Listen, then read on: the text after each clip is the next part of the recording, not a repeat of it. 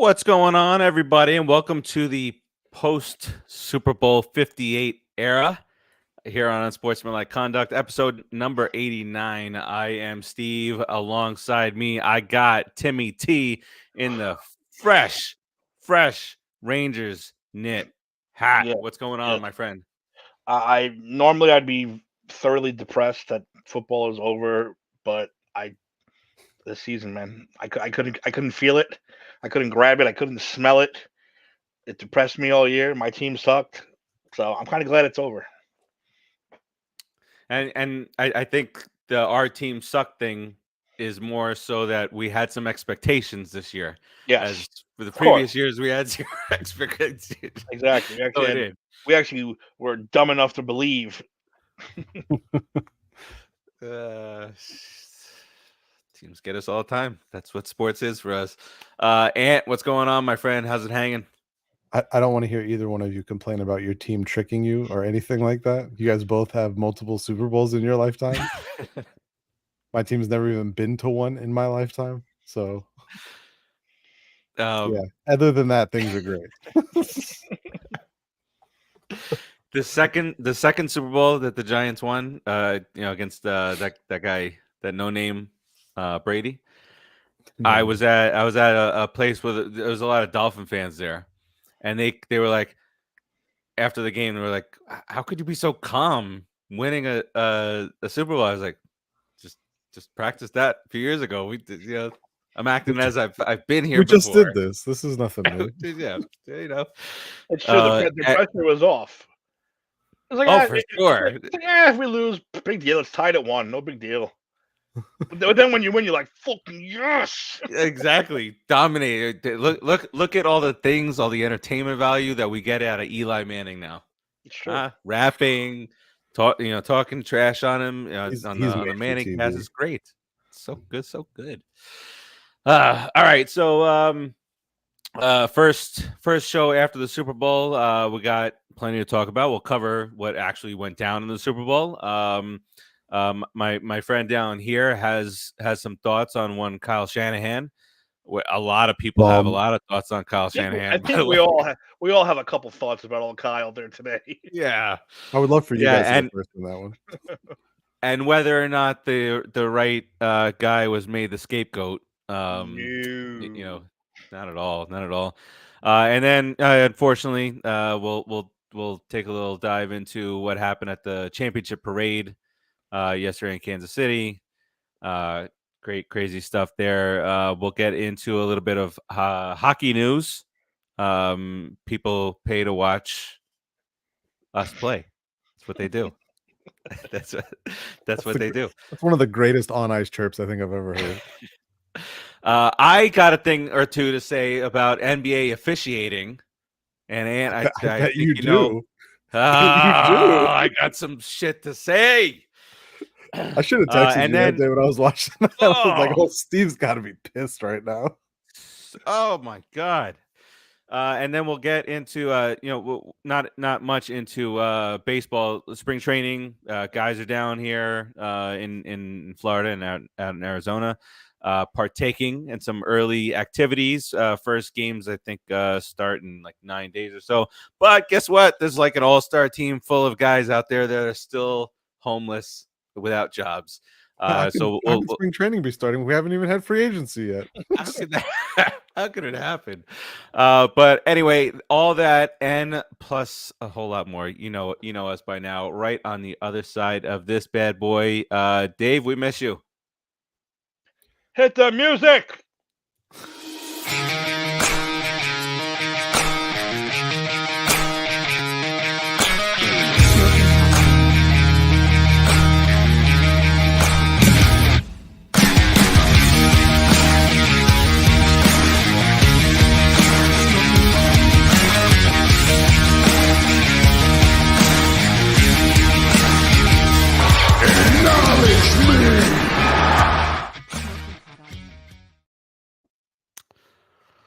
All right, Taylor Swift acknowledged him at the Super Bowl. All the photoshops of her standing in the bloodline are absolutely hilarious. It's so good. So good. All right, so let's get started off with what transpired on Sunday. Super Bowl 58, Chiefs and 49ers, bringing just an ever so slight smile to Anthony's face as he he's like I cannot wait for this. I cannot wait for this to happen right now. There's a lot to say about the game. A lot of it is now centered around Mr. Shanahan. The how prepared was this 49ers team to play in a Super Bowl? A lot could be said, but what's the biggest thing to be said is that they didn't know the goddamn rules. They did not know the rules. They were not prepared, and so embarrassing to the camera on the players. Like, I think they might get the. I think even if we score a touchdown, they might get the ball back. Really, questionable play calling down the stretch there with about 2:10 to go. So I think it was 2nd and 5, and they throw the ball twice instead of, hey, Mr. Christian McCaffrey is back there, guys. Forgot that he plays for the team. But Chiefs win again, back to back, and they tricked us this year. They fooled us into, they lulled us, and they just did it anyway. So, Ant, I want to pass it over to you because I know you got a lot of you have a lot of Kyle Shanahan hate in you. Anyway, not hate, truth. Anthony would prefer I say truth. Go ahead. So here's my thing. I don't care how smart you think you are, you should never assume you're the smartest man in the room. I forgot who said that, but you should never assume you're the smartest man in the room. It's okay to be smart. Terzio always does that. It's been a while, Terzio. Listen, there's nothing wrong with being smart, but assuming you're the smartest man in the room and talking to other people like you're the smartest man in the room, when in fact you are not the smartest man in the room, and for different periods of time throughout your coaching career may have not been the smartest man on your own coaching staff, considering what we've seen from some of his disciples. Let's not forget Sean McVay already has a Super Bowl ring.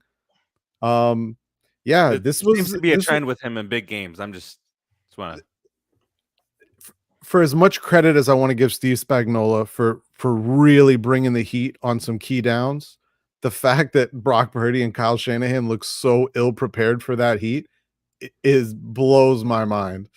Now I give Trent McDuffie a lot of credit on the he basically was a slot blitz, a nickel blitz. He came off the edge and he played it perfectly. He waited till the alignment was set. He waited until Brock got into his cadence, and then he kind of just slowly snuck behind the defensive ends where you couldn't really see him. And then as soon as the ball was snapped, he just took off.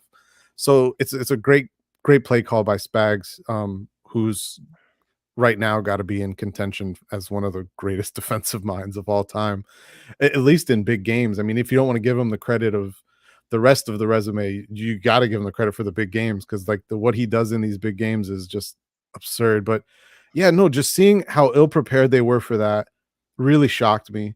Even the one in overtime with Chris Jones just coming through unblocked. Like, this was something we talked about last year. The play that Brock Purdy got injured on last year, he gets injured because no one blocks Hassan Reddick on the play. This is something Kyle has done for years. He has these plays where he thinks he's too cool for school and he leaves people unblocked. I know some of the offensive linemen got into a little bickering back and forth though. Yep. But this unprepared, like, this is what it keeps coming around to. We just talked about the overtime stuff. Those videos that NFL Films released, where you see Patrick Mahomes walking back to the sideline. They wanted the ball. This is exactly what we wanted. This is perfect. They're getting the ball first. Travis Kelce walking up and down the sideline. This is what we wanted. They want the ball. They can have it. Let's go. Like, look at how prepared those guys were. And then it cuts to the Niners offense about to take the field. And they're like, if we score a touchdown, they still get the ball? Like, are you kidding me? Oh, I don't know. I think they do. Really? Oh. Then you have interviews with Chiefs players, and the players, Travis Kelce said it. One of the offensive linemen was talking about it. Several of the defensive players have said it. They practice these scenarios in the preseason. They had meetings on these scenarios every single week of the playoffs and twice leading up to the Super Bowl. These guys were fully prepared for this. And that little play that Andy Reid ran at the end, I would bet my life on it that play was what he had dialed up for the 2-point conversion. had the Niners scored a touchdown. That was going to be his 2-point conversion play call. And because that's one of those plays that he feels so confident in, he's just going to keep it in his back pocket for the right time. And that's what he did. And We see, just Terzio, it's okay that you get it wrong. So new rules. no. New rules. It's okay that you get it wrong. It's not okay that the entire 49ers team didn't know. So Terzio, the new overtime rules are both teams get a possession regardless of what the first team does. So even if the Niners had went down and scored a touchdown, Patrick Mahomes and the Kansas City Chiefs still would have had the ball, still would have gotten a possession with a chance to match, or as Andy Reid and several of the players on the team have said, if the Niners scored a touchdown, every Chiefs player has said the same thing. Every single Chiefs player has said the same thing. I don't know who Jim Nancy is, but clearly he doesn't know the rules. Jim Nancy. Jesus. But no, the rules are, that's how it is. Those are the new overtime rules. These rules were put in place because the Bills whined about Patrick Mahomes getting the ball in overtime a couple years ago and going down. And actually, you know what? I don't even want to just blame the Bills, because Kyle Shanahan was also a person who petitioned for this rule change. Yeah. And for him to be so ill prepared for it, his team to be so ill prepared for it, this is just the same thing with Kyle Shanahan over and over and over again. And then they fire Steve Wilks 2 days later, like Steve Wilks is the problem. They were a top 5 defense all year. They allowed 22 points in regulation to the Chiefs, 25 points in the game total in 5 quarters. So you gave up 5 points a quarter to Patrick Mahomes. That seems pretty good. And they still lose. And they fire Wilks. I don't understand that. The Wilks has had a long history of making defenses look really good in this league. I know a lot of people are coming out now, well, it's a bad scheme fit. Well, then why the fuck did Kyle hire him in the first place? Like, that's on Kyle then, because Kyle has say over those decisions. If it's a bad scheme fit, why is Kyle hiring him? It's not like we don't have like a resume of what Steve Wilks has done in this league and the types of defenses he's run and the schemes that he's familiar with. You still hired him. So you don't just get a free pass by now saying, oh, well, the scheme fit wasn't right. Well, no shit. Why'd you hire him then? But I mean, regardless of that, your scheme, let's just say, for argument's sake, yes, that's a reason why he should have gotten fired. I mean, to be a top 5 defense and say, oh, it's not a scheme fit. I mean, come on. And that's your scapegoat when you ran 2 passing plays with Brock Purdy as your quarterback instead of running the ball at it was 2nd and 5, like 2:05 to go. McCaffrey has, I mean, you think of Shanahan, McCaffrey has 2 opportunities to get 5 yards. Yeah, and with both of those plays, like the play that the 3rd and 4, where the one at the end of the 4th quarter where McDuffie comes in and bats the ball down on the blitz, the fact that they had a play called there where you only need 4 yards, and that play, while it's still like a quick hitting play, it's not as quick as it needs to be when you know that Spags is going to bring the house on those. And Spags, smart enough, did not actually bring the house. And one thing I will give Spags a lot of credit for, early in the game, when they started blitzing a lot, Kyle started running play action. So Spags' counter was he kept blitzing, but he would fake it like it was a strong side blitz, and he would have another blitzer come off the backside to where that play action had nowhere to go. And so the punch and counter punch between the two of them, it felt like yeah, Kyle adjusted a little bit, but then Spags adjusted right back, and then Kyle didn't have an answer for it after that there was no second answer. And Spags selling out on these run blitz type plays and just keeping someone on the backside for play action, it limited them offensively. I don't think Brock played bad. I think this was the first game in the playoffs where he didn't have multiple passes that were deemed interceptable that got dropped by the defense. So I didn't think Brock played bad. I give the Chiefs defense a lot of credit because McCaffrey, 22 for 80 on the ground. It's not bad, but it's certainly not good. They really kept him bottled up pretty tight. No Kittle. Kittle was invisible. So I was gonna get to Kittle too. So there's video of the McCaffrey fumble in the first quarter, and George Kittle was the person blocking George Karlaftis, which George Karlaftis is the guy who recovers the fumble. George Kittle blocks George Karlaftis, so they're a little bit away from the play. George Kittle is steady looking at George Karlaftis and trying to talk to him, like, "Hey, George, what's up?" And George Karlaftis is just focused on the play. And as soon as Karlaftis sees the ball out, he goes for it and gets it. And if Kittle is paying attention to the play, Kittle gets that fumble 9 times out of 10. Black Lesnar gave the secretary an F-bomb in the hotel. I Black didn't listener. even notice. I'm just reading it the way it was typed. I'm sorry. I didn't mean you anything by are you it. I sitting there just read watching it the way porn? it was there. Are you watching porn parodies? Like, what's going on with your name wrong here? Come on. How come I know it and they don't? Because I pay attention. It's not my fault they don't. I don't know what else to tell you. Hey, real quick though. We should get a bit of a coin. I was thinking People the pay same to watch me play. And unfortunately, Tiki Barber agreed with me today. I'm not gonna say I agree with him. He agreed with me because I was wondering. And correct me if I'm wrong. The clock is useless with these new rules. Also correct. I think that fucking sucks because that takes away any sense of urgency. If the clock would have ran out, they'd have been like, all right, we're gonna start all over again until someone scores. I personally think I think it takes away. I just know I'm saying. I think it takes away a part of the game. We got to get down the field and score.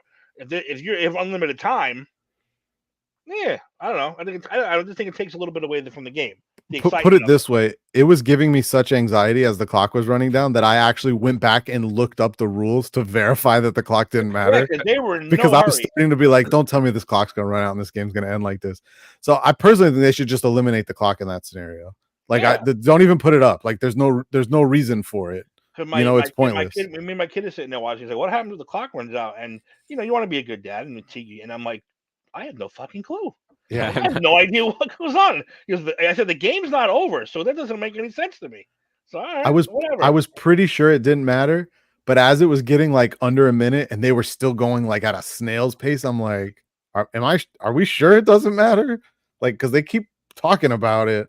And so I went and pulled it up, and no, yeah, it's completely irrelevant. They get to finish their possession. Their possession has to end in a score, a turnover, or a turnover. That's it. Like, that possession does not count as ended until there's a score or a turnover. And so, yeah, the clock means nothing in that scenario. I personally think they should just take it off altogether. Either take it off or make it count. If you're gonna guarantee two possessions, there's no reason for the clock in that scenario. There's just no reason. But again, this further goes back to, because there's also a video of the Niners sideline getting antsy as the clock keeps running down, thinking like, oh my god, we're gonna win.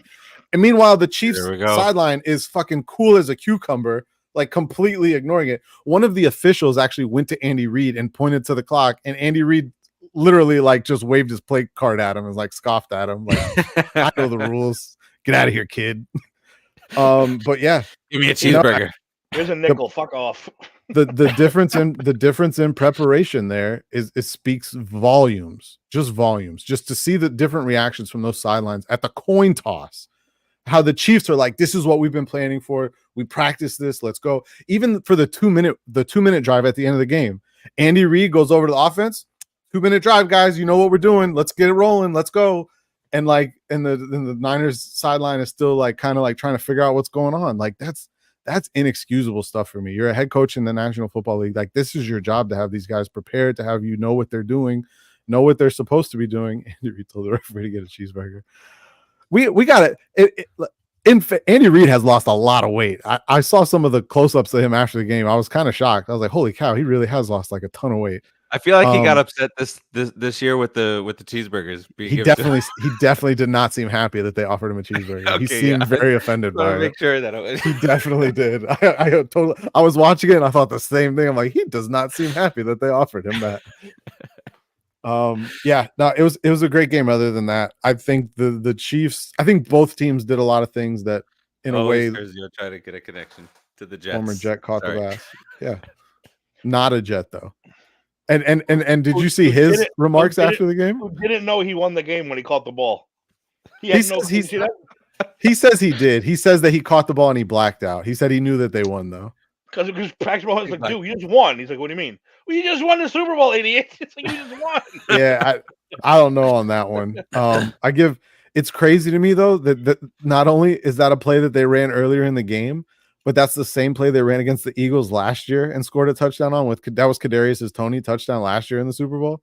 Kadarius Toney did not run the route near as efficiently as Mecole Hardman did, but it still worked. It's a really smart play, especially if you catch him in zone. But even if you catch him in man, because usually their outside corner, once he sees the motion, is going to try and swap off for the outside receiver. And then as the receiver turns back out, there's just no one left to cover him.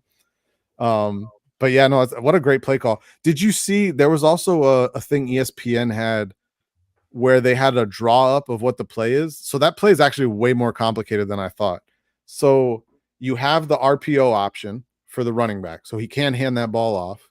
He can take off. He also has a shovel pass option built in. And then he also has the 2 receivers on the outside with a 3rd receiver that's cutting back across the field. There is a bevy of options in that one play. I could not believe it when I was looking at the diagram. There's a lot of shit going on. Holy shit. It is, but what's nice about it is it's very quick hitting because it's RPO. Because it's an RPO play, your inside receiver is already across the field. Your Travis Kelce, who was technically also an inside receiver, has already ran his little hitch, and your jet motion player has already gone back out. So everything is fast hitting still, but it gives you a lot of options depending on the coverage. It's a really brilliant play, though. They executed perfectly. But yeah, this is what we come to expect from Kyle, and I do wonder if this wasn't the end of their window. They're not in a great financial situation. That team's getting a lot older. They're the favorites somehow. They're the favorites somehow. Dre Greenlaw, and you know, this is always the thing that I find funny because like I don't like the Niners. I love some of their players though. Like I love Fred Warner. I love Christian McCaffrey. Like, I don't know anyone who could watch football and watch those guys play football and like be like, yeah, that guy sucks. Like, you're crazy. Those guys are amazing. I love watching Dre Greenlaw play football. Like, those are great players. And so to see this for them, it's really like it's kind of sad, you know, to see the Fred Warner stuff after Dre Greenlaw tore his Achilles. Like, that was rough to watch. I mean, Fred Warner was on the sideline in tears. Like, he was destroyed. The Dre Greenlaw tore his Achilles. And that's like another preparedness thing. You watch the footage, and Mahomes is saying he's out, he's done, oh, yeah. he's out.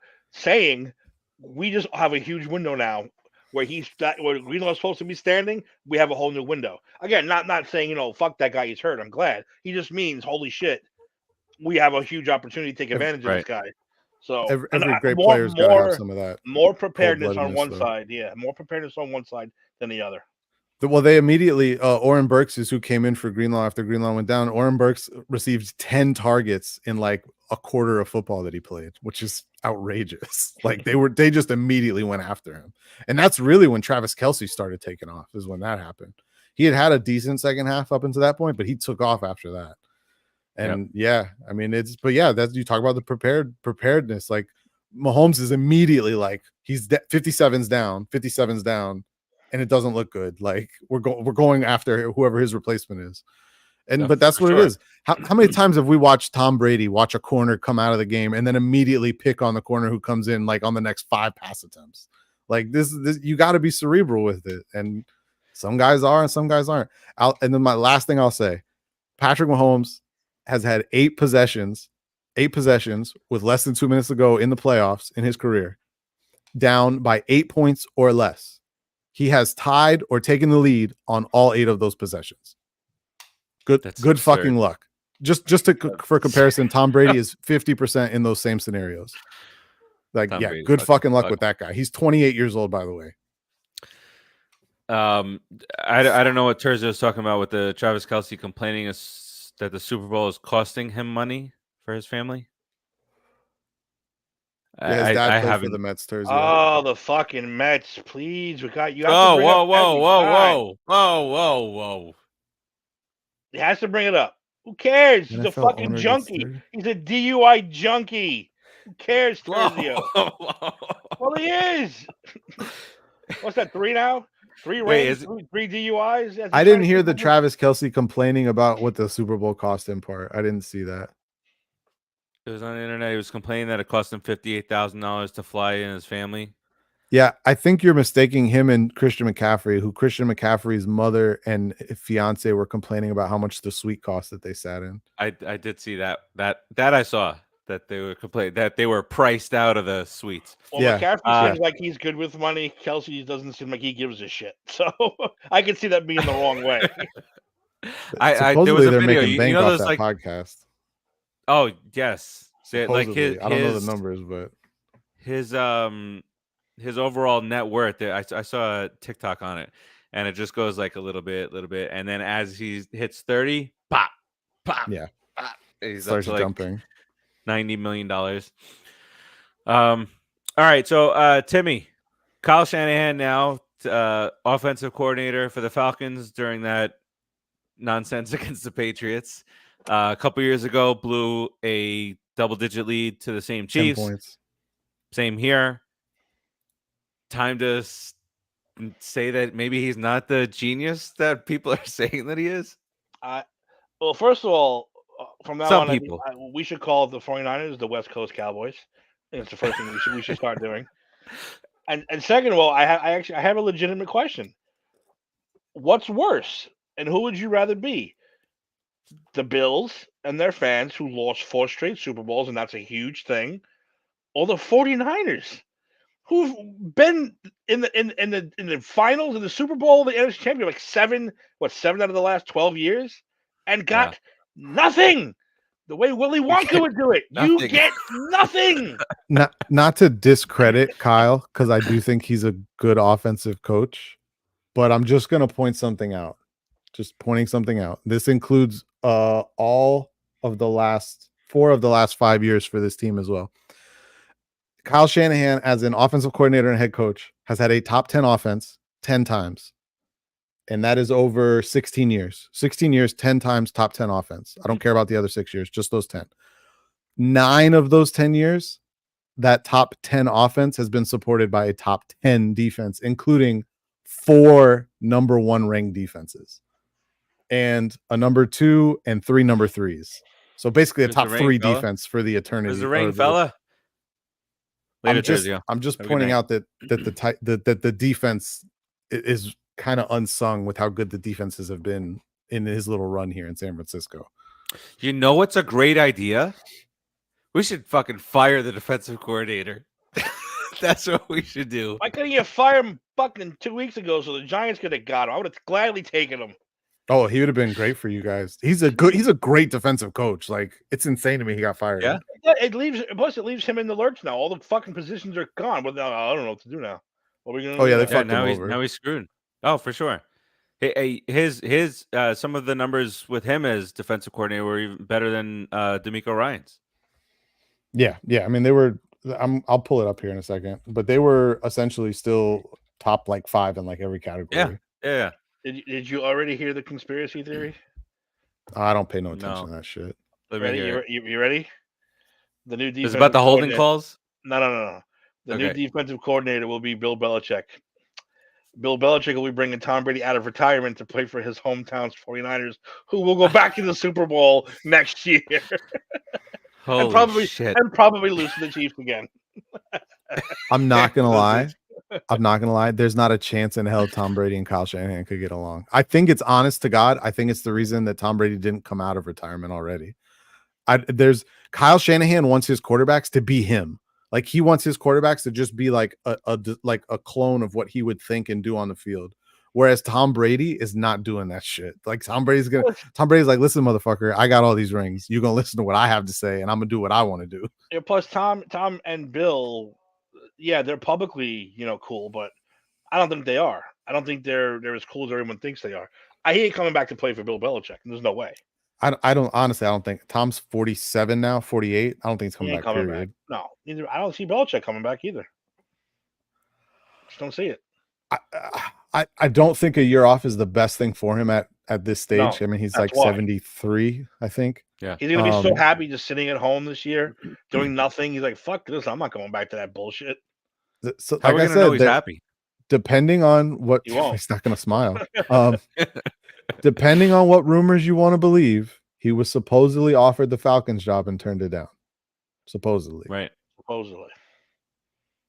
I mean, that's all we can run on. I mean, it kind of aligns with them then jumping to Raheem Morris kind of out of nowhere. I mean, we knew Raheem Morris interviewed there, but there was no reports that that they were interested or like he was someone that they were like really hot for.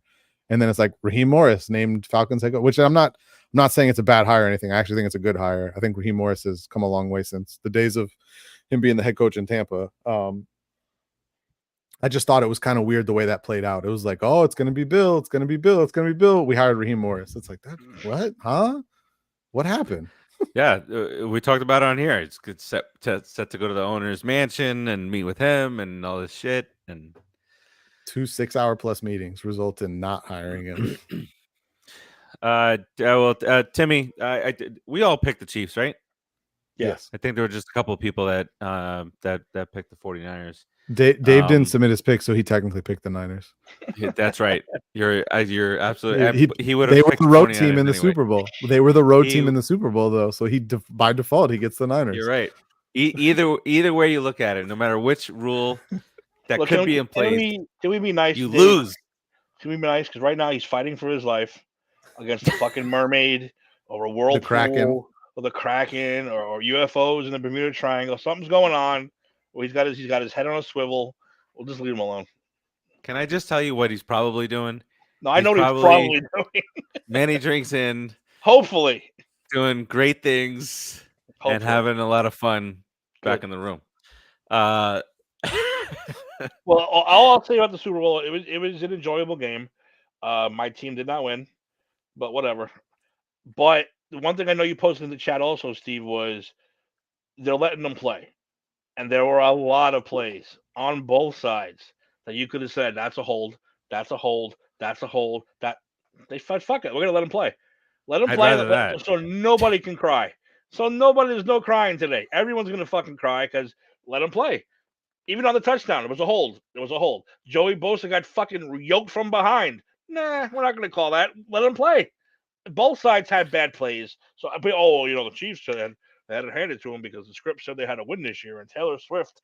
But no, asshole, there was calls on both sides, and I think the referee was like, I ain't throwing a flag. I'm not going to be that guy. Let them fucking play the game and see what happens. And that's what they did. And I enjoyed it.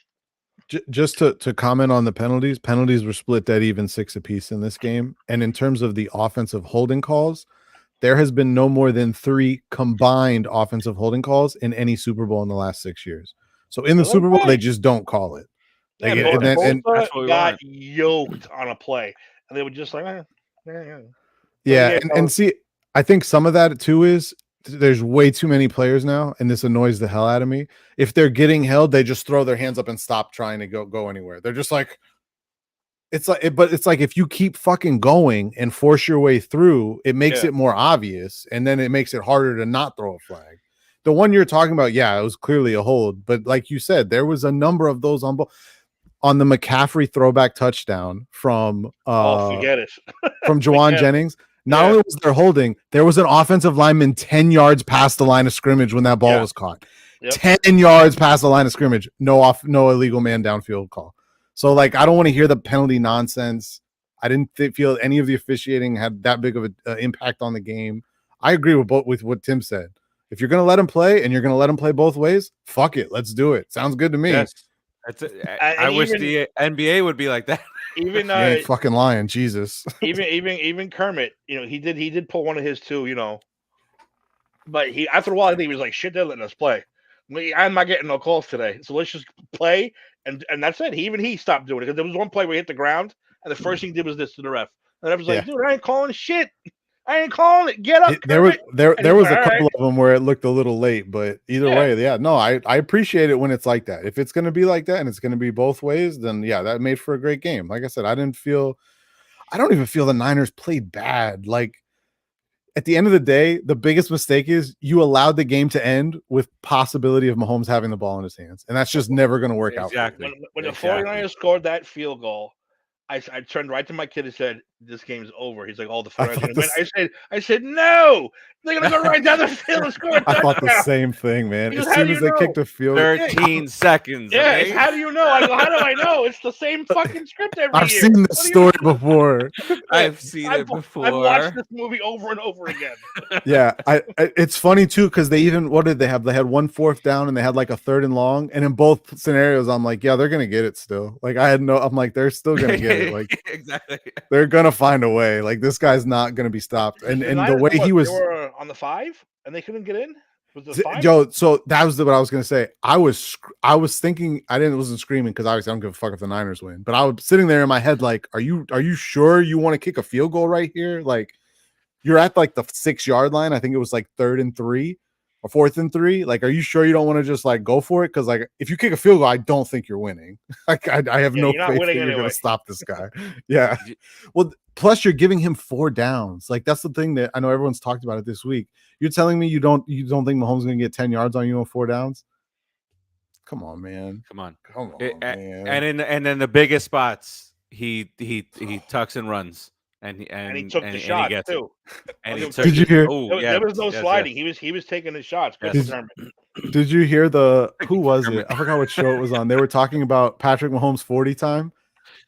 They're like, what is Patrick Mahomes 40 time? And one of the guys said, Patrick Mahomes 40 time is 1/100th of a second faster than whatever defender's chasing him. It's the truest thing I've ever heard. It is. It's true. He's not that fast, but if you're chasing him, he's gonna probably find a way to keep going. I don't know how he does it. Well, you don't want to get hit. So, you see adrenaline. Like, fuck, I'm not getting hit by that guy. Get there. Even with a freaking nearly broken ankle, it's still still on par. So I know that you guys think Mad Dog's crazy lunatic, man. It's one of my favorite segments of the week is when he does why he's mad on First Take, and one of a couple of things this week was like he went very calm with this. He's talking about Taylor Swift. He was like, they showed her for 54 seconds. Not too bad, right? Not too bad. Not too bad. And then he goes, they showed the freaking suite 12 times. It's a football game. And he starts going off. He was like, okay, the 54 seconds. And so what happens is he goes with what he's mad about. And then the people around the room say, you got a gripe or you're way off on this. And nobody agreed with him on this. I thought everything was very quick. I thought the celebrations, her finger crossing, that stuff was fine. Nobody, and you know this from the beginning of the year. I was not the biggest Taylor Swift fan. You're gonna get us canceled. Stop it. No. I was not. Remember, I was like, oh, who cares about it? But honestly, if you have a problem with them showing Taylor Swift for a combined 54 seconds, unless there was a prop bet and you got the under on it, you had the over on the minute. You had the over on the minute. Then you get pissed off, but enough with the other stuff already. Is the biggest star on the planet right now. Yeah, right now. There's nothing you can do. She added, what was it, almost $400 million in revenue to the NFL this year? Did you see the video of her? Did you see the video of her apparently chewing out Roger Goodell, who came over to say hi to her in her suite? What did she say? No one knows what she said, obviously, because we don't have microphones in there, but she did not look happy. And there was some definite hand moving and some pointing. She looked very upset. So what we need to find out is, what is Travis Kelce upset about? There's been several videos of them cutting. There's been videos of them cutting to her in the suite, like on TV, and she's sitting there watching up on the screen, and she's like, "Why do they keep cutting to me? Stop showing me on TV." Like, yes, I think I'm assuming it was something like that, and I'm also assuming, I don't know if you've followed their social media accounts, but they've been using a lot of references to her on posts that don't have her in them. Like, I think she's like, "Yo, you guys enjoying making all this money off of me?" Like, okay, I can see my check, Roger. Where's my check, Roger? Rod, where's my check? I want my cut. I remember that one specifically where she you could read her lips saying, "Oh my God, how much longer?" And she was just like looking at the camera like, "Okay, enough already." Like, she doesn't want it either. Like, in the opening, she wants to be a fan. It was like, "Oh, the weather is beautiful. We're in Las Vegas. There's Patrick Mahomes. There's Brock Purdy. And Taylor Swift is here." It's like, why? Why do you have to do it? Why do you got to throw it in there? She has nothing to do with the game. But like I said, she's the biggest star on the planet right now. You can't avoid it. It's not like some average, third down lineman punter wife no one gives a shit about. It's fucking Taylor Swift. But on the opposite side, I know it wasn't for as long as, and he's not the star that she is now, but nobody said a word about, oh, they're showing Eminem too much. Nobody said Eminem's flipping off the 49ers fans. How many times have we seen Jay-Z at a Super Bowl and he's gotten so much airtime and no one oh, it's Jay-Z, cool. Jay-Z's LeBron James is at the Super Bowl, yay! Like, no one cares, but like Taylor Swift, no. People get mad. It's so stupid. 54 seconds on like on a 4-hour and 45-minute broadcast. Less than 1% of your broadcast. Come on, man. Got a little Blake Lively in there. We don't mind seeing into that suite. Devil. Who was that devil girl? That's the other thing I heard about why the game was fixed. There was a little devil girl in there. She was wearing Ice a, Spice? like a big upside down cross or something. That little chick, whoever she was. I have no clue what you're talking about. That's the Illuminati girl who fixed the game for the Chiefs. Don't you read? All Oh. this stuff pops into my feed on my TikTok, and I have to go. Oh, I weep for the world. I weep for our children. I weep because I get Super Bowl was fixed. The Illuminati. Wait a second. Yeah, This I girl think wearing an upside down. there's a cross. I'm connection like, with the tinfoil, Timmy. Tim, you played tinfoil. football, right? You played football in high school. yeah. Tim, please explain to anyone who doesn't understand this. For anyone out there who has not played a sport, an organized sport in their life, please explain to them why this is not fixed.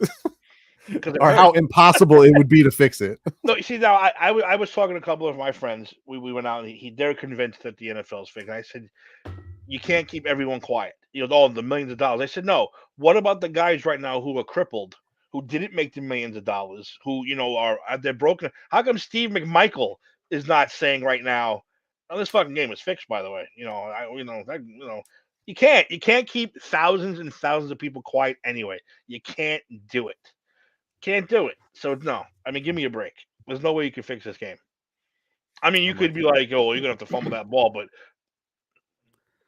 how often are you gonna get away with it? I don't know. That's not. There's no way. I wasn't even meaning it from that standpoint. I was just meaning it from the physical standpoint of it, on how hard it would be to fix a sport like that with so much physicality involved in it. It would be near impossible. It is. The only way you can really do it is if I lined up against the guy and he's like, hi, I go, oh, go ahead, go through. Yeah. Go ahead. But that's like so obvious. You're gonna see that on fucking TV and get caught with that shit. Yeah.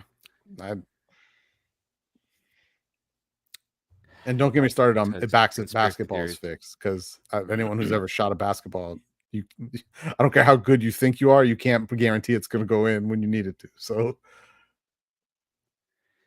anyways, some people can't accept the fact that it was a good game. We got the result we wanted. The athletes out there were superior. That's all. That is a fact, dude. Some guys have straight liquid ice rolling through their veins like Patrick Mahomes. That guy cool as a cucumber the whole time. I mean, that Chiefs team is just it's rock solid from leadership all the way down, except for Kadarius Toney. But there's a reason he wasn't there. Yeah, he had a great game. Yeah. Another former Giant was there though, and he did have a good game. Richie James Jr. Oh my god, yeah. Is he playing for Kansas City? I thought he was in San Francisco. Yeah. Oh no, he was in San Francisco. Now he's in Kansas City. He's a returner. Yep. But you know that somebody that's out in the ocean right now is a James apologist. All those guys that we had last year, hot. Remember he's on their side. Anything else on that? I mean, the Super Bowl it was a great game, which is all that we can hope for. The other thing Mad Dog talked about was like, listen, him and his wife, they were on. He was like, it was perfect. I was on one side of the house, she was on the other side of the house, and then in overtime, she opens the door and says, "Hey," starts asking me questions about overtime rules and stuff, and he was like not paying attention to her, wanting her out of there. I forget what the hell he said to her. She left the room, and he goes on Wednesdays. She's like, she left the room, hasn't spoken to me since. And then Molly, to her credit, she was like, we love Mrs. Mad Dog, whatever the name is. And she said, but I will say, if you're really into something and you're watching it and somebody comes up and starts asking questions about it, it's really irritating and annoying. It sure is. He was like, it's overtime. He was like, I still got 3 bets to win. The Chiefs win. I bet that twice. I got the parlay going. All right. So, do you want to go out to dinner tomorrow night? Because if I don't win these, we're not going. No. Oh, wait. So they said to him, so what are you gonna do to make up? It's Valentine's Day. He was like, all right. So I text the missus because she ain't talking to me. Says, you want to go out for a couple of cocktails after work? And he says, and you know what she says to me? I'll let you know. That's great. Mad Dog is way out there. Of course, he's crazy. He's a lunatic, but I just find his stuff funny. It's He's entertaining. funny. That's all that matters. Exactly. I think Bill And you know Simmons is what? fucking crazy, but he's entertaining as hell to listen to. Bill Simmons is a very big time homer. Big time homer. Huge homer. And he tries to act like he isn't. That's the funniest part. And that's the thing with him is he will post up some other team. So like the Heat, he falls in love with the Heat this year and then the next year. But I always feel like he's the guy that will do that just to say, if for some reason the Celtics don't do it, I've been telling you all year that the Heat have a potential to Well, that's what he did upset. last year. All last year, while the Heat looked like shit, he's like, "I'm so scared of the Heat come playoff time." And he kept saying it. Meanwhile, everyone's like, "This guy's fucking nuts." The Heat look like shit. Well, then the playoffs roll around, and the Heat find a way to sneak into the NBA Finals. And he's like, "I told you, the Zombie Heat, here they come." Oh, see, and he's always got a nickname for the teams. Yeah, Zombie Heat. All right, well, we'll get into some more NBA stuff in just a couple minutes. But with all the good stuff that happened, obviously, we've heard in the last couple of days of what's going on in Kansas City with the shooting that took place at the end of the parade.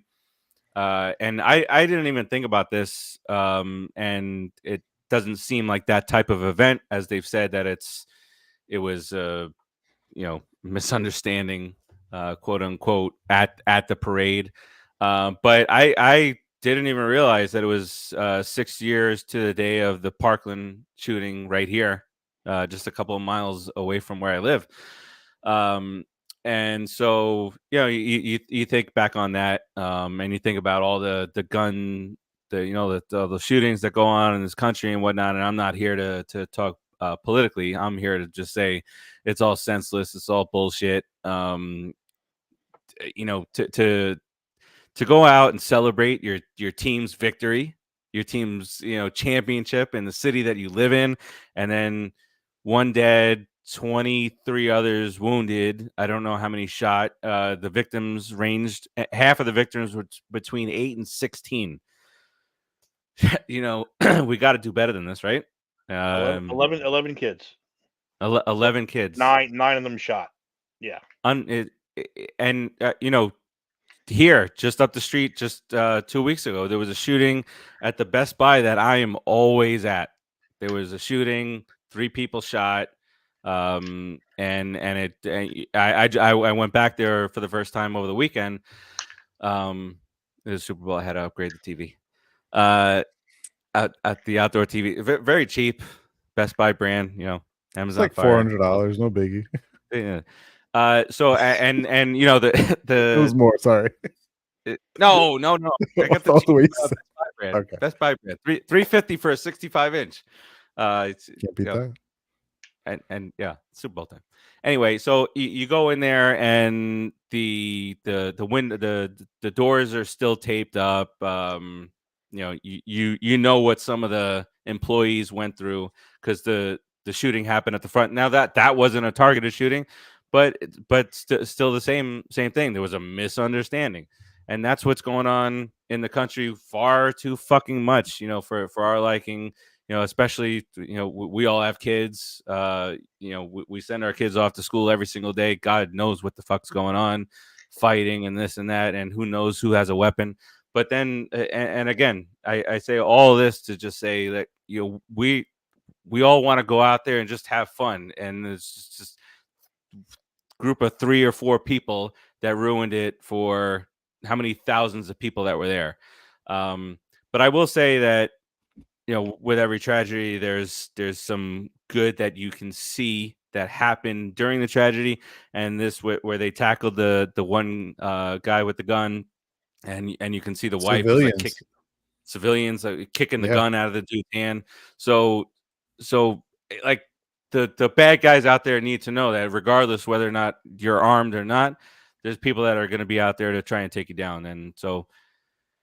It's crazy that one with the kid, the player that had the WWE title. I don't remember who the player was. It was Travis. What? No. It was somebody else. Willie Gay. Not Willie Gay. It wasn't Willie Gay. It was someone else. And I just watched the damn name. video. I know. I saw it earlier today too. He had the WWE title in his hand, and he saw this kid, and with all the shit that was going on, the commotion, his first instinct is to protect him. And so he's talking to the kid, trying to calm him down. Gunshots are fucking ringing out, and he's got the WWE title in his hand, just talking to him, making sure that he's just having a conversation, so he's drowning out whatever's going on outside. Let him keep the WWE title, and just it's enough already with every day, and it's kind of like you get numb to it. Like I'll be honest with you, I saw the story, and then I was like, all right, well, I'm just gonna go on with my day. It's weird to say that, but it's just every day you hear this shit going on, and whether it's at a big event or a small situation, it's frustrating, So I pass it on to either one of you guys that want to chat about this for a moment or two, and then we'll get on to some other things. Yeah, I heard there was what, like you said, we're so used to it that there's been like what since January 49 of this bullshit. More than I one a day. I couldn't name any of them, to be honest with you, except for the big ones that are nationwide news. But the fact that it's happening every day like this is crazy. I really thought it was a terrorism thing at first because when I heard 3 gunmen, I'm like, that's like a crazy setup kind of thing. And then you hear only kids were shot, and I'm like, that to me sounds like a bunch of random assholes, doing this. That's coming out now that it was a dispute between fucking teenagers. Are Yeah, bringing who's two bringing juveniles. guns? Who's bringing guns to a fucking parade? Like, what is wrong with you people? What is wrong with the kids right now? There's nothing better to do with your lives, man. It's horrible. It's horrible, and I hope these kids spend the rest of their lives in prison. Every fucking goddamn moment, I hope they have to sit there and with these little kids who were shot, put their pictures on their cells, make them look at them for the rest of their lives because it's disgusting. I mean, I'm glad it wasn't a terrorist thing because Yeah. we would be overreacting like you wouldn't believe if this was an act of terrorism. Um, so I'm good, good for the guys who tackled him. That's the first thing I saw on the news was the guy who tackled. They showed the footage. I was like, fucking good for him, man. I don't know what I would do. I don't know what I would do. He tackled the guy. I might be like, oh, I ain't tackling nobody. I ain't getting fucking shot. I ain't getting shot to nobody. Yeah, But I don't know. Honestly, I don't know what I would do because you can't say it. it's rough Oh, to picture it. Yeah, yeah, I would do this. I would do it. You don't know what you're gonna do. You have no idea what you're gonna do. Yeah, it's horrible. It sucks. It's got to stop. But I mean, Jesus Christ, why are you bringing a gun to a parade? Really? Why are you bringing a gun to a parade? Because it's an altercation with other kids or something. Yeah, but that means you're looking for trouble. You're looking for trouble. You're yeah. walking around with automatic weapons or whatever the hell kind of gun you had at a fucking Super Bowl parade. You're looking for trouble. I don't know. It's absolutely insane what's going on. At a time it's supposed to be unifying and celebrating, and everyone's having a good time, and that the fact that anyone has that kind of thoughts in their head at that point in time is sickening. Nick Wright, you said what would you do in that situation? Nick Wright was on I don't know the name of his show that he's on, but Nick Wright was on today. Nick Wright from Kansas City, noted Chiefs fan, was at the parade. And he said the scariest thing for him is the 10 seconds between the first gunshot he heard and finding his family. And when you put it in that pretext, like it's like I don't even know how to comprehend something like that. Like he said, it was the scariest 10 seconds of his life. And said it felt like 5 minutes, and it probably felt like longer, honestly. But yeah, it numb to it is an understatement. Yeah. It like it really is. I mean, it eats you up when you hear about it and you read about it and you see that there's kids affected by it. Like another thing Nick Wright said today is like there's an entire generation of kids. He said that there was 14-year-old kids and 12 and 13-year-old kids there that were instructing adults on what to do because the kids go through these trainings now in The school drills. on a regular basis. Like we've stolen a portion of their childhood, like an entire generation of kids because of stuff like this. So without getting any further into it politically, it's sick to hear about, and like you said, it needs to stop. Yeah, and you see when you talk about family and stuff, the one woman that the DJ that was killed, uh, I I want to say I heard. I don't want to say I heard. I think I heard that uh, either 2 or all of her kids were shot. Also, Yeah. and And I also think that I heard, and you guys keep me straight on this, but like 8 or 12 of the victims it was immediately life-threatening situations. I know all but well, there's obviously the one at the deceased who you just mentioned. There was 4 people that as of this morning were still in the hospital. I think it was 4, and the rest had been sent home already. But it was like, I want to say the number was like 30 something that had been seen at the hospital. I don't remember the exact number on ones that was for bullet wounds, but yeah, there's 4 of them still in the hospital, but they're all expected to make a full recovery. But yeah. Yeah, physically. Well, mentally, they're fucking screwed for the rest of their lives. oh, Yeah. Because a for bunch the of rest of their morons. lives. For the rest of their lives. All right. So this is tough transition, but we're professionals out here. Let's get into some NBA discussion here. So I got a gripe. I bet you do. My fellas. I'm gonna mute while you do this. I would. Right. I would like to submit to all Exhibit A in this here. Whoa, we got fucking footage? We definitely have footage. I love when we have footage. Kidding me? Roll the videotape. Let's go to the videotape. It's the worst thing in life. So, Timmy, I don't know if you've seen this yet, but let me set this all up for everybody out there. If it's not in the Celtics game, I haven't seen it. It's the only games I watched this week. So a couple days ago, Knicks and Rockets are at one point they're tied at 101. Jalen Brunson, all-star, big loss for the Dallas Mavericks. The overpaid guy who's just been brought the Knicks back, baby. He just he hits a shot to tie the game. And then all of this had we're gonna start at the tip. He's gonna get the possession, and then just I'm still pissed off. It's a regular season game, folks. Imagine if it was a playoff game. This is life as a Knicks fan. How do we normally? This is probably the best way. Let's take a listen. 21 seconds left, by the way. Advantage. Ball tipped back. Brunson comes up with it. Knicks down 2. 17 seconds remaining. Brunson against Brooks. Brunson on the drive. Pulls back. Puts it up. It's good! Jalen Brunson ties the game with 8.3 remaining. What a clutch shot from the Knicks All-Star. Brunson plays off the inbounds, throws it cross court. Green with a tough catch. 7 seconds to go. 5 seconds to go. Green on the drive, gets inside, reverse block by Achua. They throw it over the buzzer. Almost went in, but a foul! A foul called on Jalen Brunson. The Knicks are stunned. Now the officials are going to look at it. They have to because it was the final shot. But there's no challenge available for Tom Thibodeau.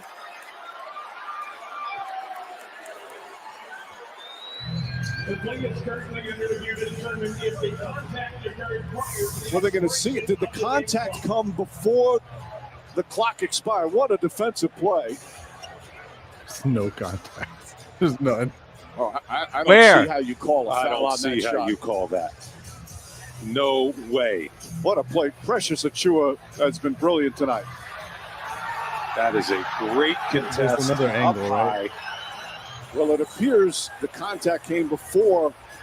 Yeah, Yeah, there's no question. they're going to get 3 free throws. And I don't think they can overturn the foul call. Ah, Wow. Oh, God. Oh, my God. Oh, that was the angle. Let's That watch was it the again. angle. This angle's hard to see. The left hip. Replay review, the illegal contact occurs with 0.3 Oh. on the game clock.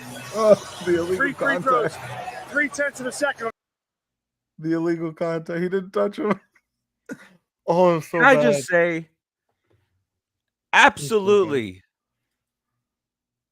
sick to my fucking stomach over that. There's no foul there whatsoever. And how do you replay it and not see that? Well, the problem- here's the fucking Yeah. thing here. I got this, Ant. Here's the fucking thing here. They want to make sure that the illegal contact that was called on the court happened before time ran out. Now, because there was no official review done of the actual play, they did not review the foul. They reviewed when the whistle was blown. When the whistle was blown. Okay. So these fucking clowns not only call a foul on that, the announcers, like, even the crowd was like, what is happening right now? If anything, Brunson got nailed in the balls. Like the knee, the knee went into his balls. Not his fault.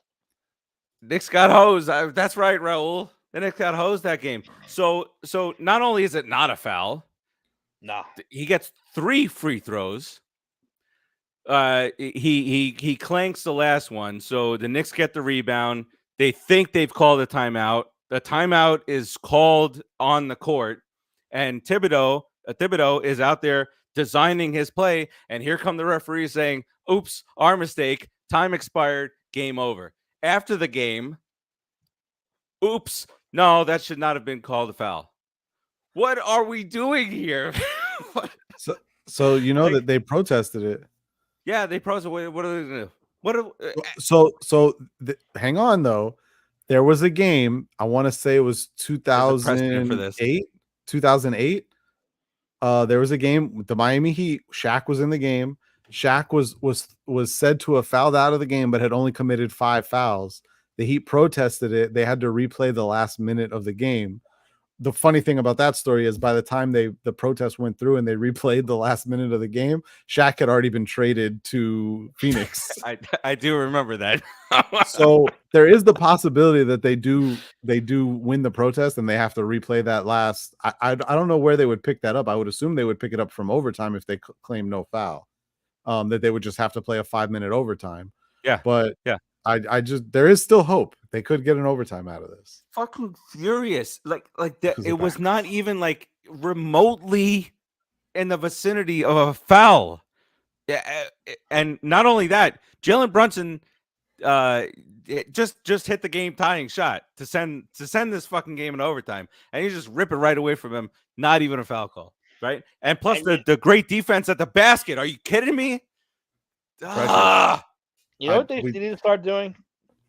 Fining the referees. Yes. Because Angel Hernandez is still allowed to fucking call games. That's a crime against baseball. Oh my God.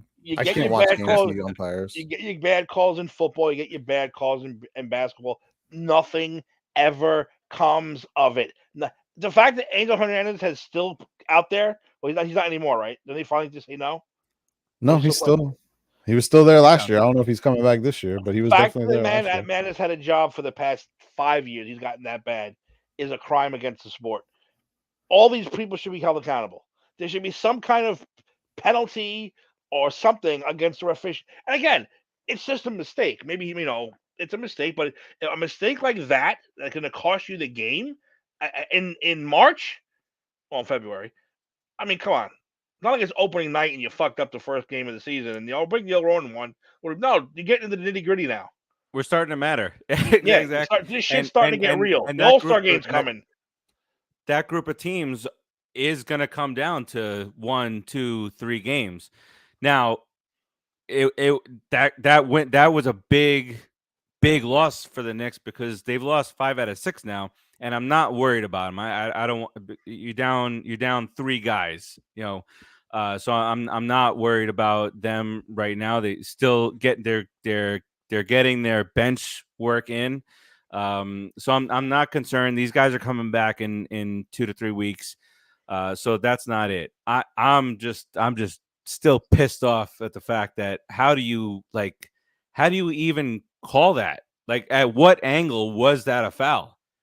That's my concern here. Like, what angle they showed multiple angles and not one angle that shows last one him was the most telling. That from behind the backboard.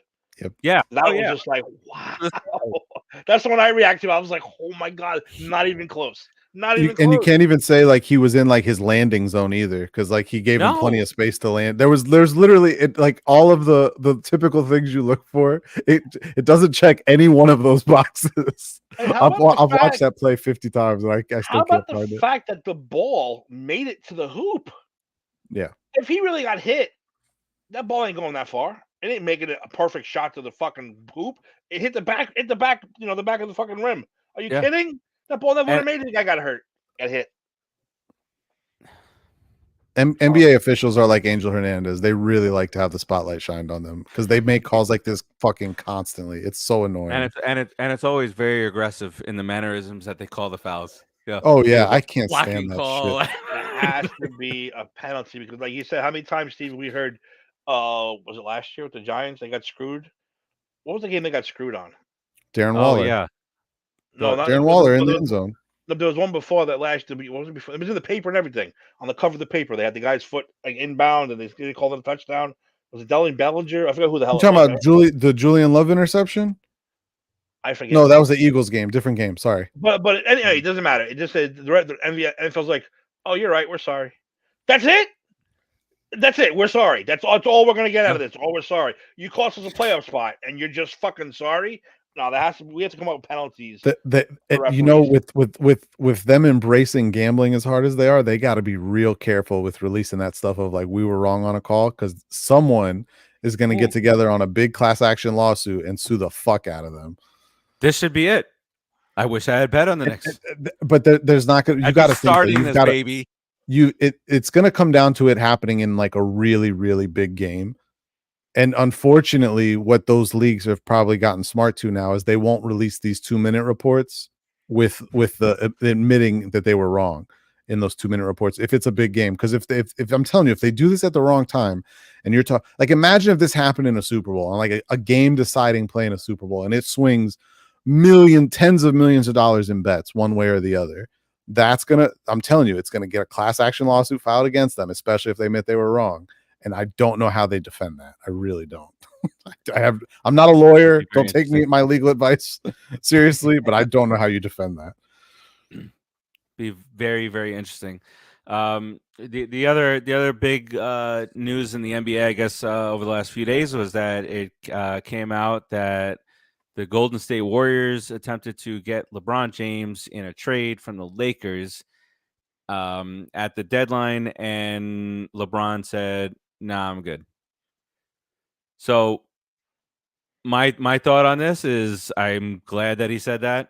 With all the stuff that's been going on in this league for the last 5, 6, 7 years, that's the last thing that he needed was to go and get traded and play with Steph. Now today on Pat McAfee show, Kendrick Perkins was on, and he said he's not at liberty to discuss who it is, but he's glad that the Lakers stayed as is, and that there's another superstar who is going to sign with the Lakers. He knows exactly who it is, but he cannot release it. He said he is not Adrian Wojnarowski, so that's not his job to disclose. But I really kind of just want to hear your thoughts on LeBron vetoing this thing and not hauling ass on the Lakers and going to play with Steph in Golden State to try and get another title.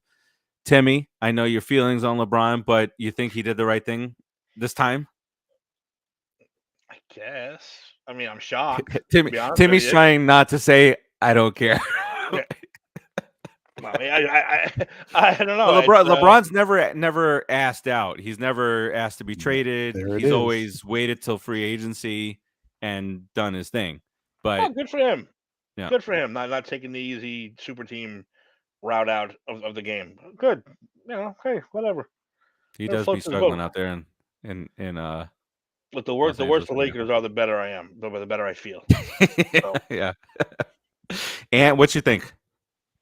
I think that's exactly what we saw. We talked about it last week or 2 weeks ago? that the reason that he wasn't going to get traded from the Lakers is that he was going to try and hang on to that I've never asked for a trade. I've never been traded from a team. I've fulfilled every contract I've signed. It would have had a really bad optics to it for him, because he does have a no trade clause, for him to have accepted a trade from the Lakers, who currently sit as the 9th seed in the West, to the Warriors, who currently sit as the 10th seed in the West. Seed. It would have had a certain optics to it that would not have looked good. So I do think that's the reason it didn't happen. As for the supposed player signing, they can't sign anyone. They're not going to have free agency money.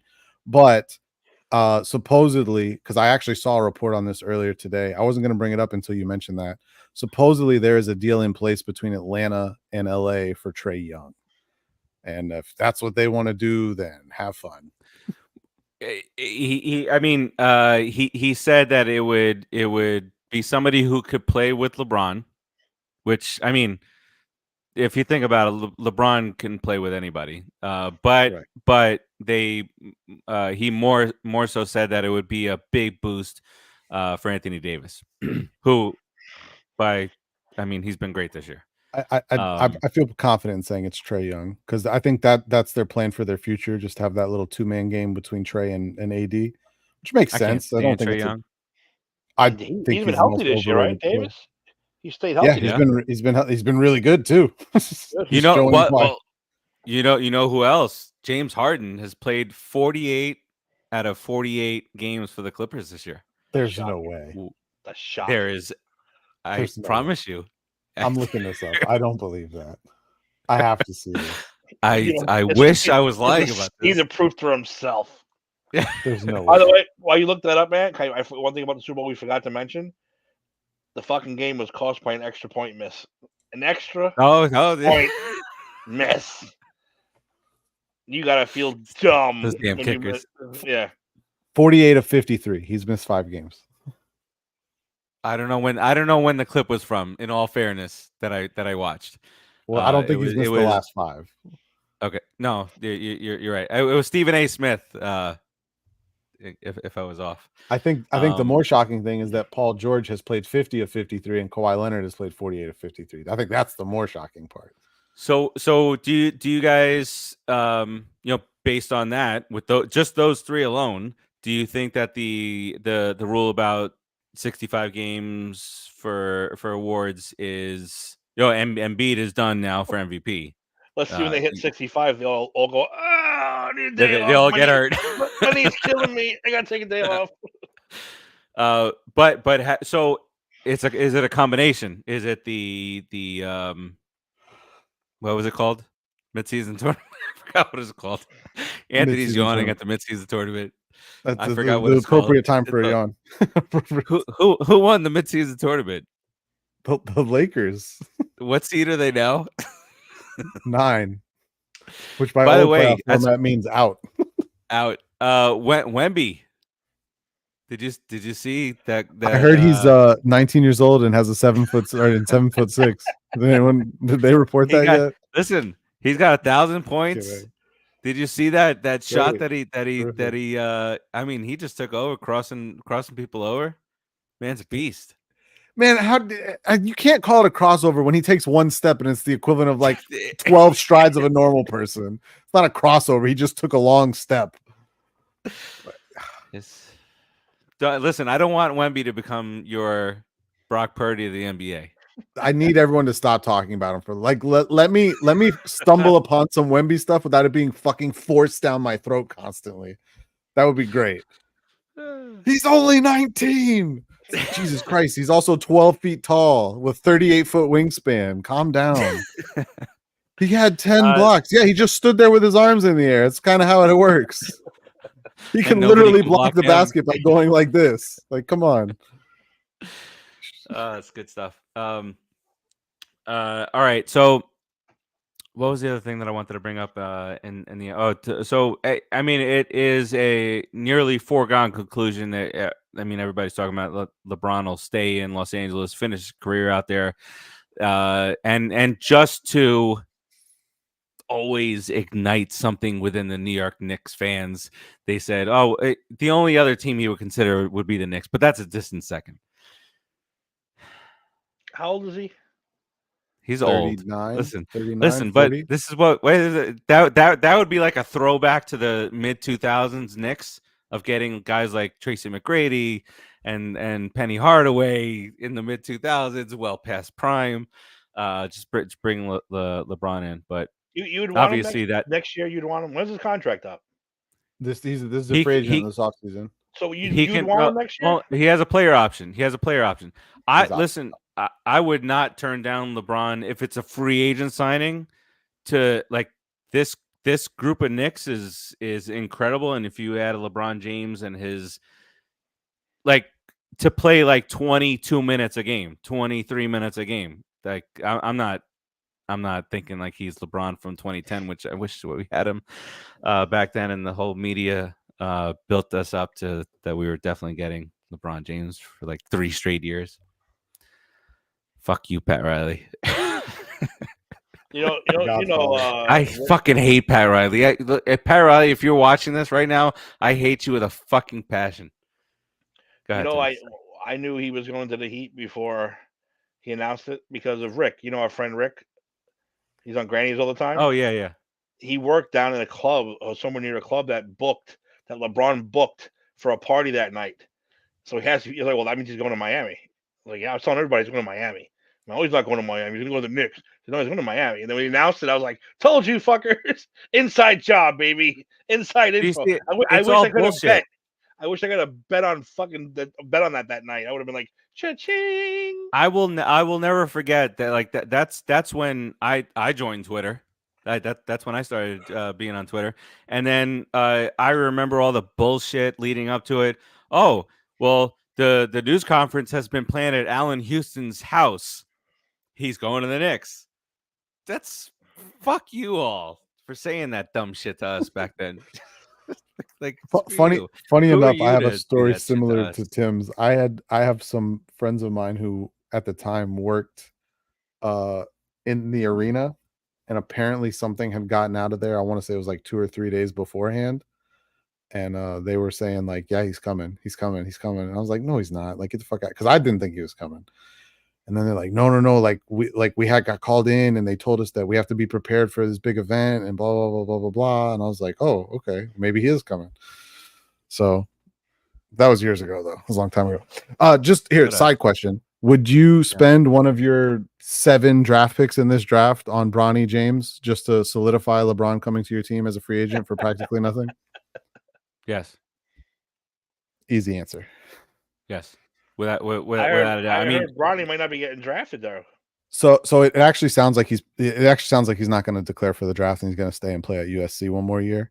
I still personally think I've watched him play a lot back to like AAU and high school ball. I still think he could be like a rotation player in the NBA tomorrow, just from his defensive and 3-point shooting. Every team needs a guy who can hit threes and play defense, and he can do both of those things.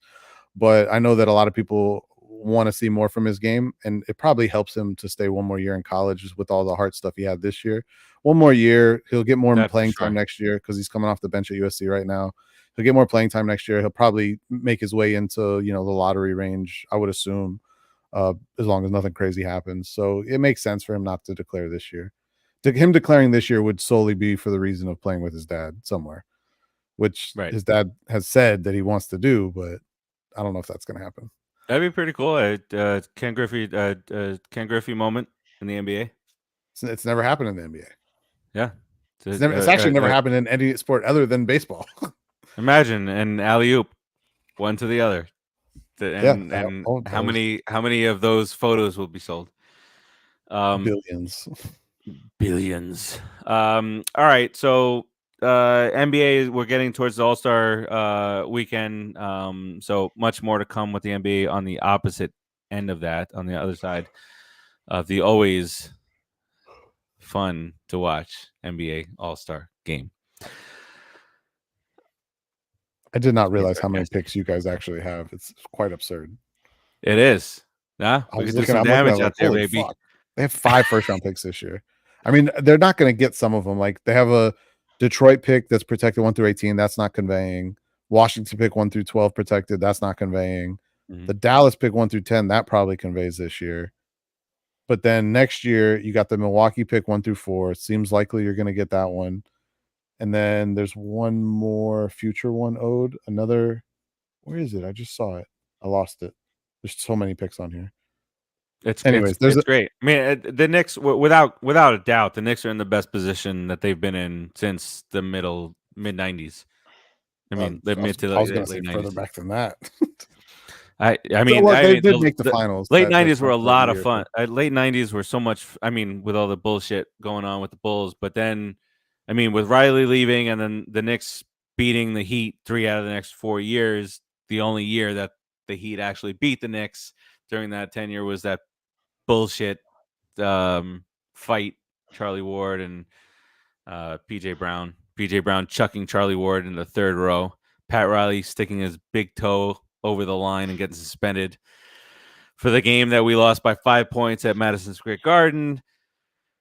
I'm not at all upset about this anymore. Don't worry about that. It was only 30 years ago. No big deal. You look over it. You sound like you've gotten over it. Sound like you haven't spent any money on therapy on this one. No. And then we had such a legitimate chance when we got to the finals against the Twin Towers of Tim Duncan and Mr. Robinson and the Spurs. When I mean, all we had were guards back then. This is pretty well Houston. We had a young Marcus Camby that was not prepared to fend off those guys. Nobody was prepared to fend off those guys at the time, so it's okay. Just need some healing as a Knicks fan. That's all I need. A little bit of healing. All right, let's move off of the NBA and get in a little bit of hockey. It's going to be a little hockey right now, and guys who are paid. People pay to watch them play. That's right. exactly what goes on here. So, Ant, I'll throw it your way. Let's get into a little bit of ice skating. So after months and months and months and months and months and months of waiting, I finally the first power rankings have been sent in to the boss for editing. He sends it to his team of editors and people like that. They skim through it, make sure that I know how to spell things, hopefully. And the things that spell check might miss when you've used it 38 times. Right. So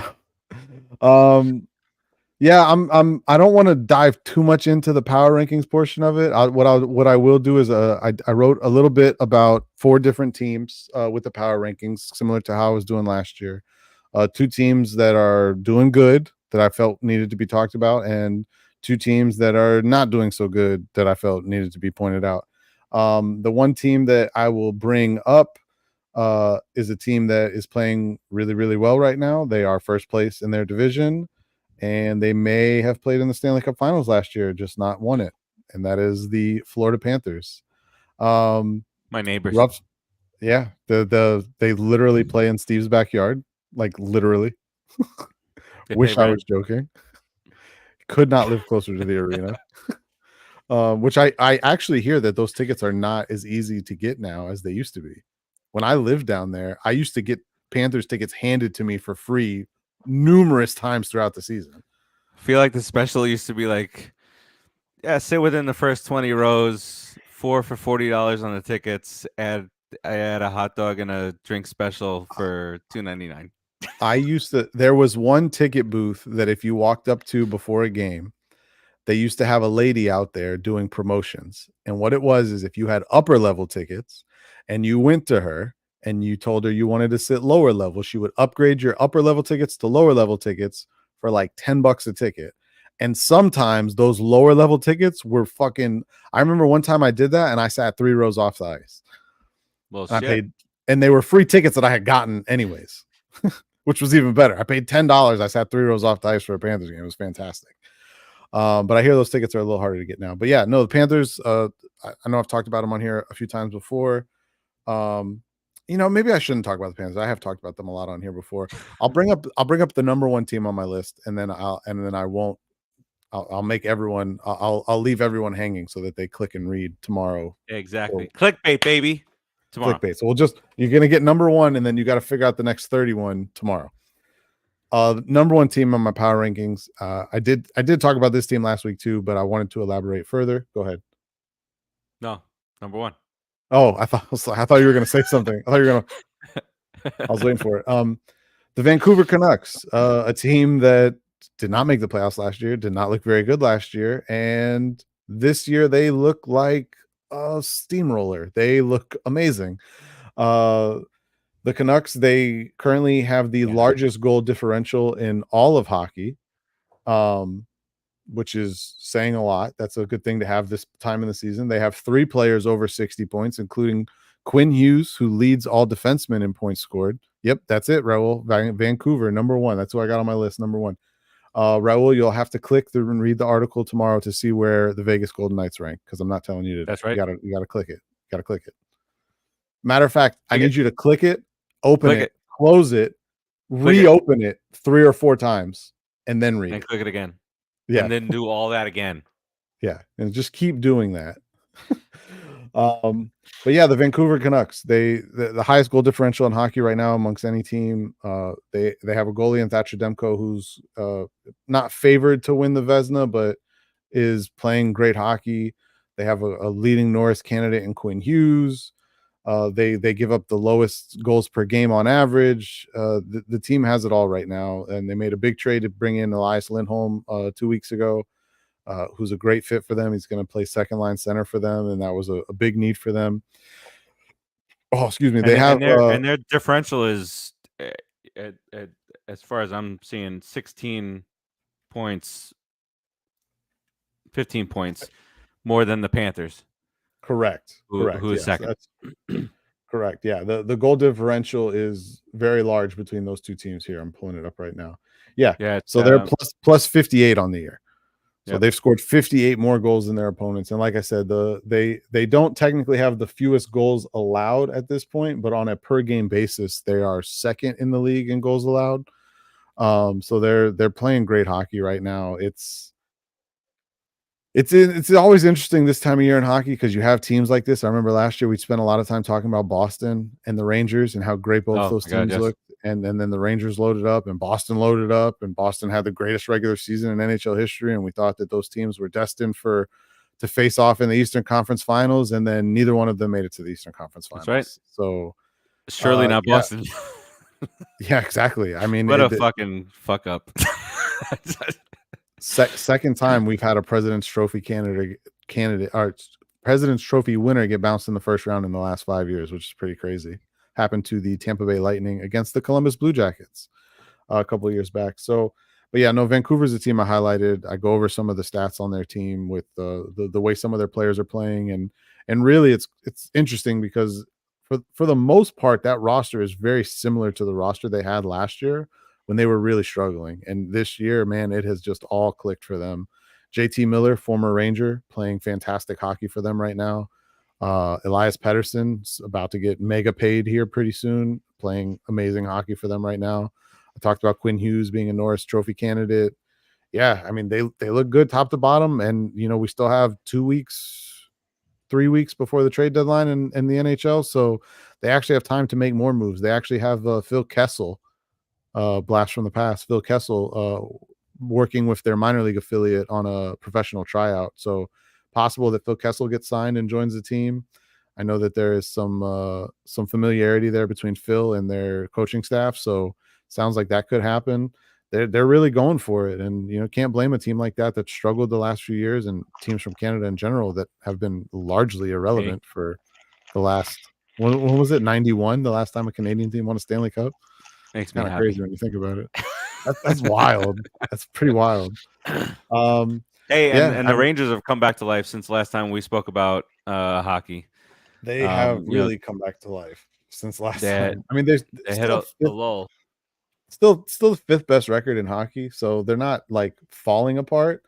But there was a stretch there where basically the Eastern Conference was just them and Boston jostling back and forth. Yes, I would agree with that statement wholeheartedly. Although I am worried about Colorado with their injuries and just overall lack of forwards right now. They've got some real holes to fill over there. I know that their top end talent is great, but as a lot of teams, specifically Vegas last year, have shown, You got to be deep. You can't just be top heavy. Not if you're going on a cup run. Right. You gotta have depth, man. And I don't know that Colorado has that right now. But Dallas, I don't know what the final score ended up being, but they were beating the shit out of the Predators today. It was 7-2 last I checked, and I think they were still in the second period. It is now 9-2 final. 9-2. They beat the Predators today. 9-2. 9 goals. Predators need to tear it down. Rangers beat the Canadiens 7-4. Oh, there's a lot of scoring tonight. Lightning threw up 6 on Colorado. The Ducks scored 5 on Ottawa. Panthers 4-0 shutout against the Sabres. Who was in goal for them? It's a big scoring night. Whoever it was in goal had a 45 save shutout for the Panthers tonight. So yeah, I mean, this is the best time of hockey season to get involved. If you haven't been getting involved yet, trade deadline's a couple weeks away. That's going to be a lot of interesting stuff. And then playoff hockey. I've said it before. I'll say it again. Playoff hockey, the best playoff sport there is to watch on television. Playoff hockey. It's not no debate. Stadium series Cool this sport on weekend, earth. too. Stadium series is next week, right? Next or week. is it? This I think weekend, it's next week. Is it this Weekend. weekend? Yeah, this weekend. The stadium. See, I always know when the Winter Classic is. Winter Classic's always New Year's Day. That one's easy. But then these Stadium Series games, they're always at random times, so I never know when they are. Well, they did MetLife already, so it's either this weekend or next weekend. It's got to be coming up soon. And it's where's it at? At MetLife. It is at MetLife. February 17th and 18th. It is this weekend. Yeah, that weekend. Yeah. So That's the same weekend as NBA stuff. Yeah. Oh yeah, it is. One real quick thing that I wanted to just quickly touch on as we move away from hockey here is just really quickly here. Caitlin Clark, NBA, college basketball, women's college basketball. Sorry, broke the record all-time points scored, and it was I was watching the a few bits and pieces of the Pat McAfee show today, and they showed and I must admit, I give a little respect to this, that the cheapest seats that were available for this game, for the record-breaking game that happened tonight on like a half-court shot, the cheapest seats were north of $200. So that's a little crazy. respect. I mean, it's a big historic moment, but that's just still not the thought process that, you know, the cheapest seat to a women's college basketball game would be $217. Shout out Bill Burr. That's all I got for that. But congratulations. I mean, that's huge. That's pretty massive out there. That shot she hit was absurd as well. The shot was nuts. That was Steph Curry-esque right there. Just crossed half court, pulling. Yeah, shit. All right, let's get into some baseball now. February 15th, fellas. When does free agency start?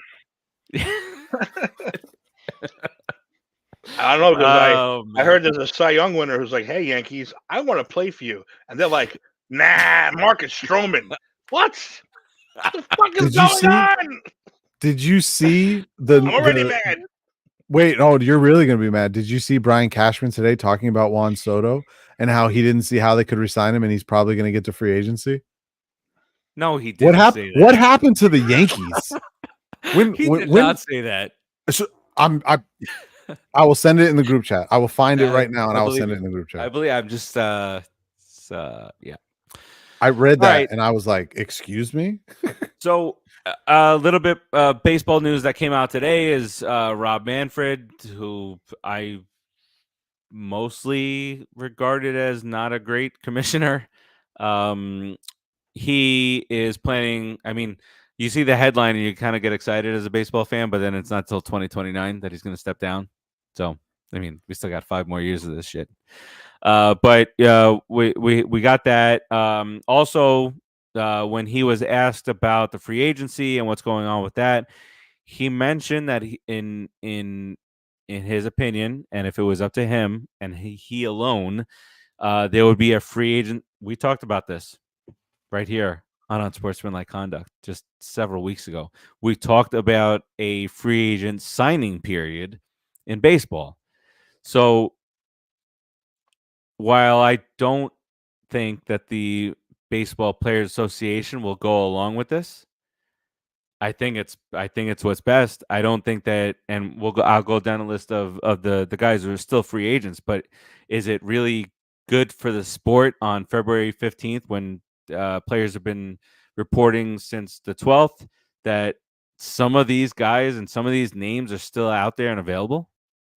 It's I felt like we got past that for a couple of years, that it wasn't really lingering so much in here. But now you got, I mean, just to go down the list of players here, um, you have guys like Blake Snell, Cy Young Award winner, who has, as Timmy said, stated that he would like to play for the New York Yankees, and nothing's happening there. He's still a free agent. Jordan Montgomery. I mean, he might be Fugazi, but we'll see. might be Fugazi, but I mean, he's pitched very well in World Series action. Cody Bellinger, who had a massive bounce back year last year for the Cubs, still a free agent. Matt Chapman, a vacuum at third base and a slugger, still a free agent out there. I thought Chapman signed the other day. Who was it? I thought Chapman signed. Did he not? I didn't see that. I saw what's his name sign. Soler signed with San Francisco 3 years. I did see that. He actually lives down the street from a friend of mine. Oh yeah, and I mean he I mean that contract is cheap for the pop that he's been given. Other guys who are free agents, Ryu pitched well for the Dodgers back then. Has went to the Twins. He's a free agent. Michael Lorenzen, who has pitched well for the Reds and the Tigers, he's a free agent. Mike Clevenger is a free agent. Liam Hendricks is a free agent. JD Martinez is still a free agent. Adam Duvall, who can give you Timmy. Adam Duvall, who can hit 40 home runs for you, still a free agent. So there's Brandon Woodruff, still a free agent. So we're at February 15th. Things are going on in Florida and Arizona, and these guys are still free agents. I don't think it's great for baseball. But I also don't think that the owners and the players the Players Association, will go along with a free agency period that starts and ends in December. What do you guys think? Raul says collusion. Absolutely. 100% agree with Raul. Yeah, it's 100. They're driving market value down by these players. It's been happening for years now, and it's going to continue to happen because the owners have realized that, hey, we don't have to spend big money. We're still going to make a lot of money. And it doesn't matter if our team competes. And it's disgusting what baseball has turned into, that there's like 4 or 5 teams every year that are actually actively trying to win. And then there's just a bunch of other teams that are just there. It's gross. It's bad for the sport. And it's the reason that eyeballs are not watching it as closely anymore. It's the reason viewership is down year over year, and that they're basically making a living off of regional sports contracts and not regional TV deals and not national TV deals, where, the NFL, the NBA lives off of national TV deals, not regional ones. They do have regional ones that they make good money on, but those national TV deals are where the money's at. And it's crazy to me that it's actually becoming a competition in viewership now between a sport like the NHL, which has historically been the low man on the totem pole, and they're actually starting to creep into competition now with Major League Baseball. And it has to do with all of this. These owners are it's disgusting. I hate to argue about billionaires paying millionaires, because I mean that's really what it comes down to. That's all in a business, baby. Yeah, I hate to argue about that, but it is kind of gross what these guys are doing, and they're trying to just not spend money because they know they're still going to make money. The TV money's guaranteed. Someone did a thing on it the other day. Like, I think it was the Pirates, or was it the Pirates? It was one of the teams with like the second or third lowest payroll in baseball. Before opening day, based off just the TV revenue alone, that franchise has already paid all of its payroll and almost all of his expenses off just the TV deal before they sell a single ticket, which means that they could literally just sell 10 tickets a game and are still going to be green for the season. Especially That's $40. that's insane to $40 a beer too. No problem. it's Make that crazy. money back in no time. Raul says, Yeah, I still love baseball, but I don't love it like I used to, and that is sad for me. Couldn't agree Well, more. I mean, let's look at the bright side a little bit here. Last year with the rule changes, things started to change a little bit for baseball, and obviously the TV stuff plays into this big time, like what you were talking about, Ant, and this cable company not carrying this team anymore, and you got to worry about where to find your team, and there's blackouts, and you sign up for MLB.TV and there's blackouts, and you got to worry about all this stuff. We've talked about on this show, blackouts across sports. That's it. I mean, we're 2024 already. Come on, let everybody watch what they want to watch already.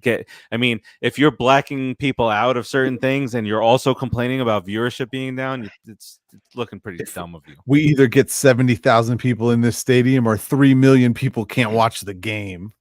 Exactly. It's Makes perfect it's sense. asinine. Right. But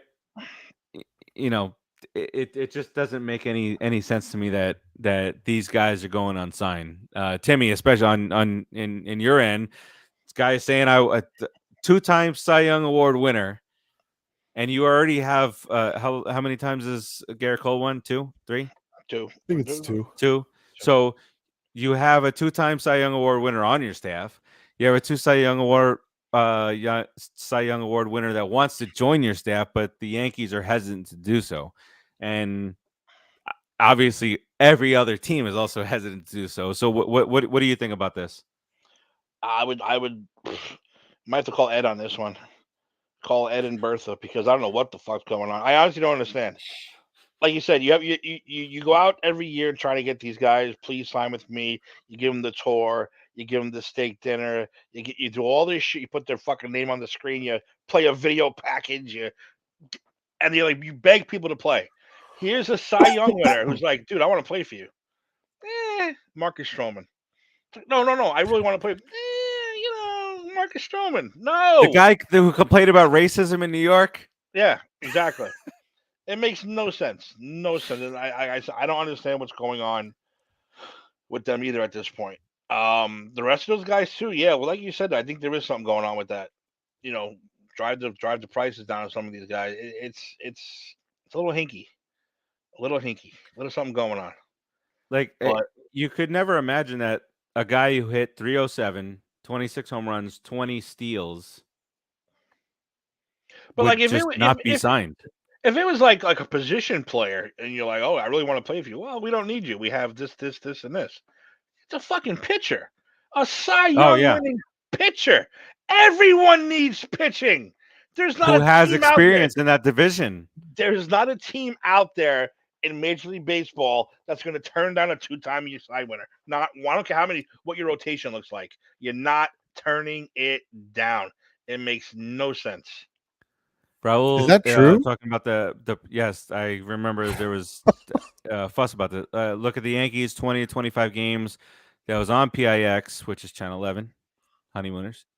Went to Amazon Prime, and they black out in their own area, and that sucks for Yankee fans. So those are either you have Amazon Prime or you just don't watch. And Amazon sucks. Oh, their sports broadcasting is terrible. It is. It's a little dark, little weird looking. It's not exactly ultra 4K HD. It's like, I don't know, maybe early 2000s HD, but it's like 2.5K. Oh wow! It's not good quality yet. It's not exactly 1980 CBS NFL, but it's close. It's close. Well, yeah, I don't know. I don't know any team that turns down a pitching who's asking to play for you. Something's got to be going on. Is he asking too much? Did they see something in his health report?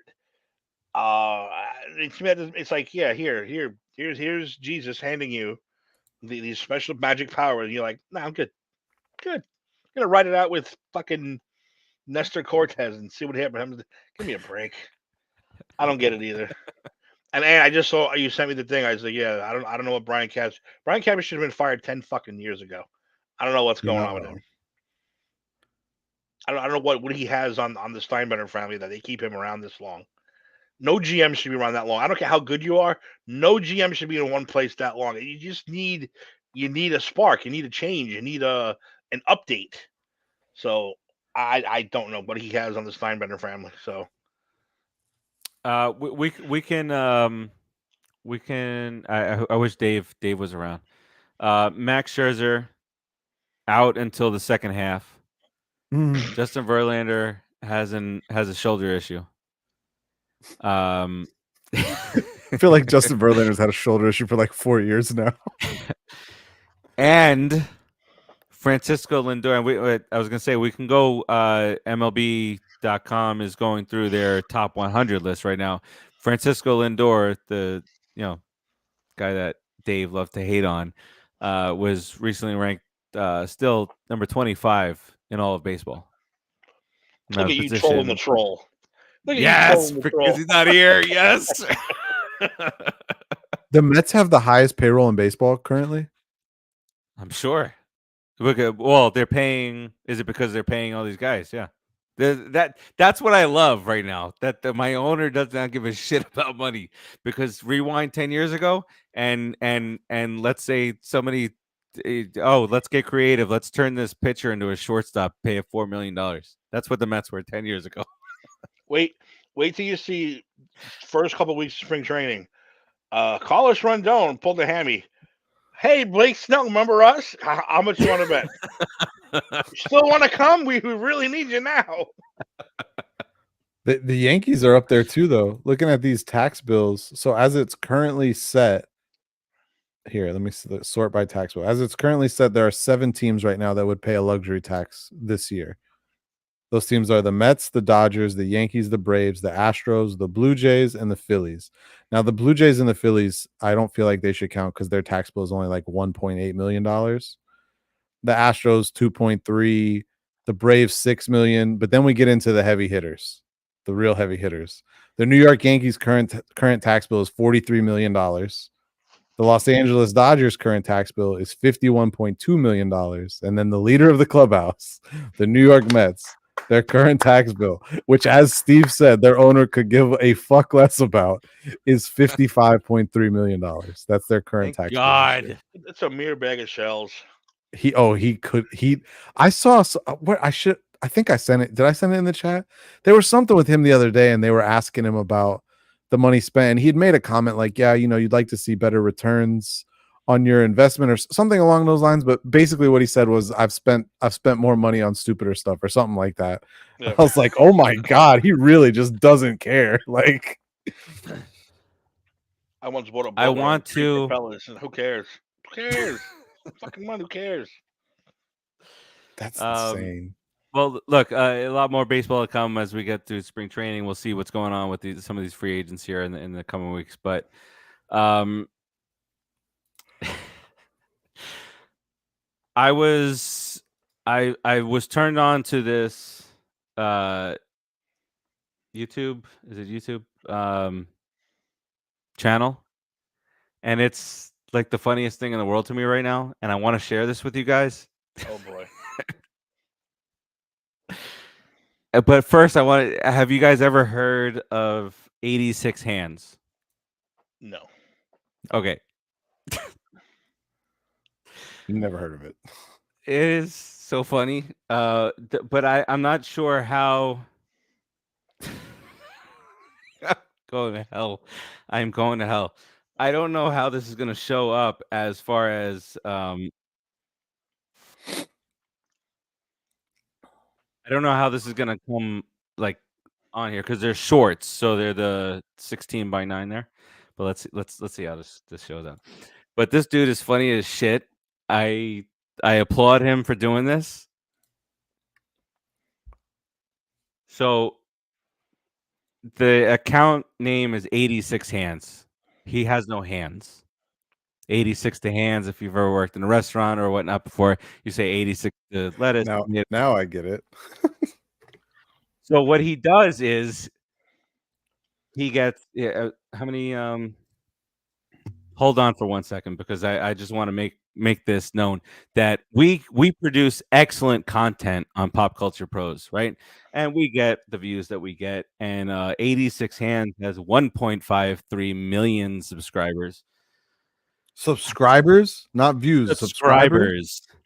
Jesus. This one particular short that we'll play here has 52,000 views. But listen, this is him. I don't know. I can't make this any bigger. So it's weird because, like I said, it's the different way here. But so he tries different foods. So let I just want you to see some of this stuff. This when he eats KFC, he says it's elbow licking good. Okay, let's find out. And he's always got a tap on. Son of a gun! I hate when I break the straw.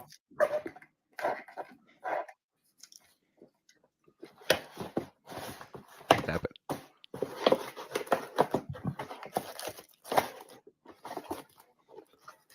Some of the fries fell out, but that's okay.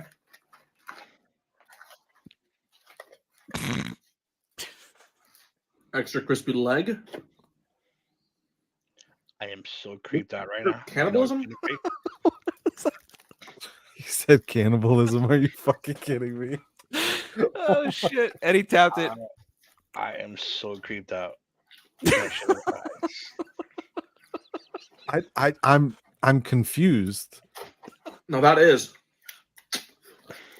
elbow looking good. God almighty.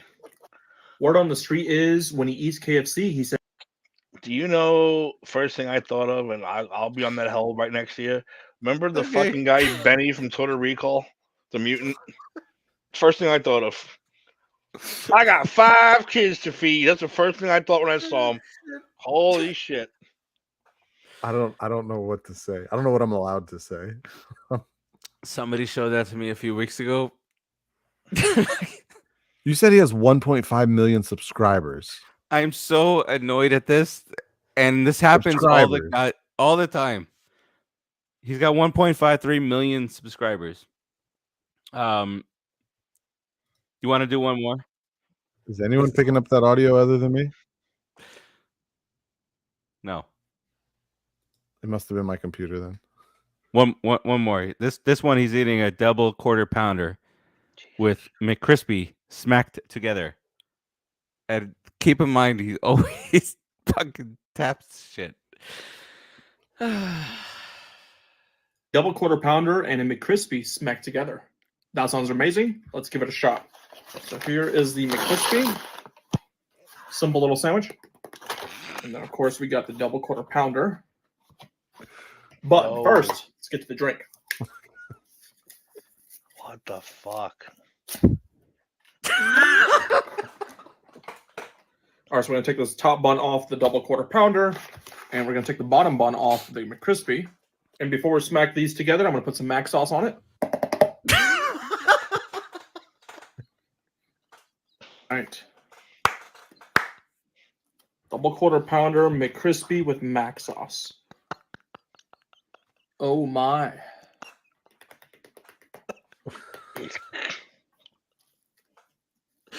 Oh shit. I almost hurt my jaw. That's a big bite. It was such a good combo. Wow. Try a double. Now, you know it's not fucking fair in life? If that guy had fucking hands, nobody be watching him. That's not fucking fair. There's Oh, so look at many me. of these. I have hands. Sorry. Get the fuck out. No one's going to want to watch me eat a fucking... No one cares if I do that right now. No one cares. Fuck. I just need to say that my first instinct when I saw this was like, this motherfucker's got so many fucking subscribers and views, and we bust our ass every week on Pop Culture Pros. Damn. Oh my Hold god. on. You want to be sick real quick? Give me a second. Hold on. I'm about to blow I would like everyone's to be mind sick, here. I think. We're going to start pulling up nasty shit because No. This is No, just no. freaky. This is No, I know what you mean. Raul, I don't know what's happening here. But if all I it know can give is- us a good all I laugh know is here. every time I eat fast food now, I'm tapping it before I eat it. So you said he has 1.5 million subscribers, right? 1.5 million, 1.5 million 1.53. subscribers. Just off his subscribers, do you know what that roughly equates to in YouTube money every month? Every month. I don't want to even look at him anymore. I don't And want then to know. hear this. I don't think I want to know. Do you not want to know? I can tell you. I do. I've done the quick math. Please do It it. equates out to roughly $112,000 a month. A month. Now let me ask you a fair fucking question here. You get $112,000 a month. You don't go get hands. Like this is literally buttering your bread. You don't go get hands. No, At least you don't show them. As soon ever. as you get hands, you're done. You're done. Unless you sign a long-term contract with the maker of the hands, you're toast. So you're gonna continue to Exactly. fish fillet sandwiches and spicy chicken shit because you got 1.53 million fucking people that are subscribed to your shit, and you're making $112,000 a month. Popeyes just opened up literally a half a block away from me. I'm gonna get Listen. chicken this weekend. I'm gonna open it and I'm gonna tap Do that it. shit every time I eat it. Have you guys watched anybody who has ever seen The Walking Dead? Chop my fucking arm off. Give me $112,000 a month. I will chop my left arm off, not the right arm. It's busy. Need the right one, Right. not the left one. It's necessary. I can go both ways, so I don't care. Chop them, pop them both off. I don't fucking care. I'll fucking figure it out. For $112,000 a month, don't you worry. It'll be a non-issue. Non-issue. I'm gonna be up all night thinking of. I'm 48. Am I brave enough? $112,000. Am I brave enough to take a hacksaw to my fucking wrist? Don't do the wrist. That's probably Dude, not a good the more I wrist to do. see these TikTok girls and these guys like this making all that money for doing absolutely nothing, the less I look when I cross the street. I need like a car, something. I need some kind of lawsuit. I'm at Is that a work. bus? I'm at work with like no safety goggles on. I'm like, something's got to happen. Something's got to make something happen here. Got to make something happen today. What you've Let done me for spray others, this stuff closer to my eyes. Oh my god, Timmy, but the blindness that's not gonna work for us. You I can't do don't the want to be blindness. blind. I don't want to get hit All by right. a car or something. I'm cool with that. All right. Tim's like, I well, got 2 eyeballs. I only need 1. all we need to do is to be able to sit down and talk. That's all we need to do. I for want this. that. I want that city money. The city money where if you fall down the subway steps because they're wet or something, well, they just show up at your hospital with like $100,000 and say, "Don't sue us." Okay, take that check and walk away. I'm good with the $100,000. I won't sue. Just give me the $100,000 for now. I shouldn't say that. I shouldn't say that on the air. I just blew my whole case. It's done. My whole future case is now gone. But anyway, this dude does like Jersey Mike's. He does everything, and Just Jersey Mike. Those sandwiches are big. You gotta put it on. bigger than his head. I want to see him tap a Jersey Mike's. Oh, you want to see that? Let's see. I want to see him tap a Jersey Mike's. Dude, I am tapping everything before I eat it now. Oh my god. And I'm gonna tap. What does he use? His thumb? What does he have? Is that what that is? Is You that a you've thumb? touched the stump. Listen, Timmy has touched the stump before, so it's That's not right. not I a shook thumb. I shook JPP, baby. JPP stump. I'm ready to fuck. I don't give a fuck. I met the opposite. I met Antonio Alfonseca, who has 6 fingers on each hand. That's creepy. All right, let's watch one more, and then we'll head up on out of here. This is Jersey Mike's. This is 86 hands doing a number 3 from Jersey Mike's. That was a You number ever 3 had at Jersey Mike's. Jersey Mike's 13, I actually have, and we're gonna have it again today. Let's go ahead and open our drink.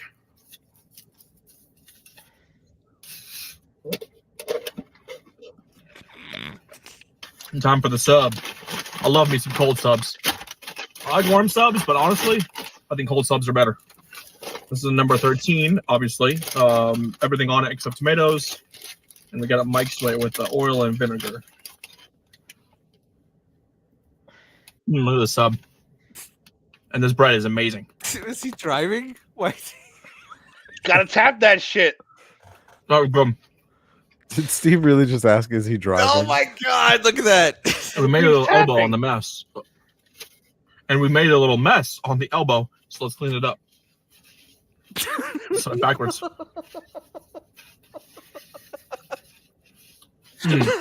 A clean chicken wing is a good thing. Have you ever had the number 13 from Jersey Mike's? What happened to this guy? He Is this he a- literally just called his elbow a chicken wing. That's it.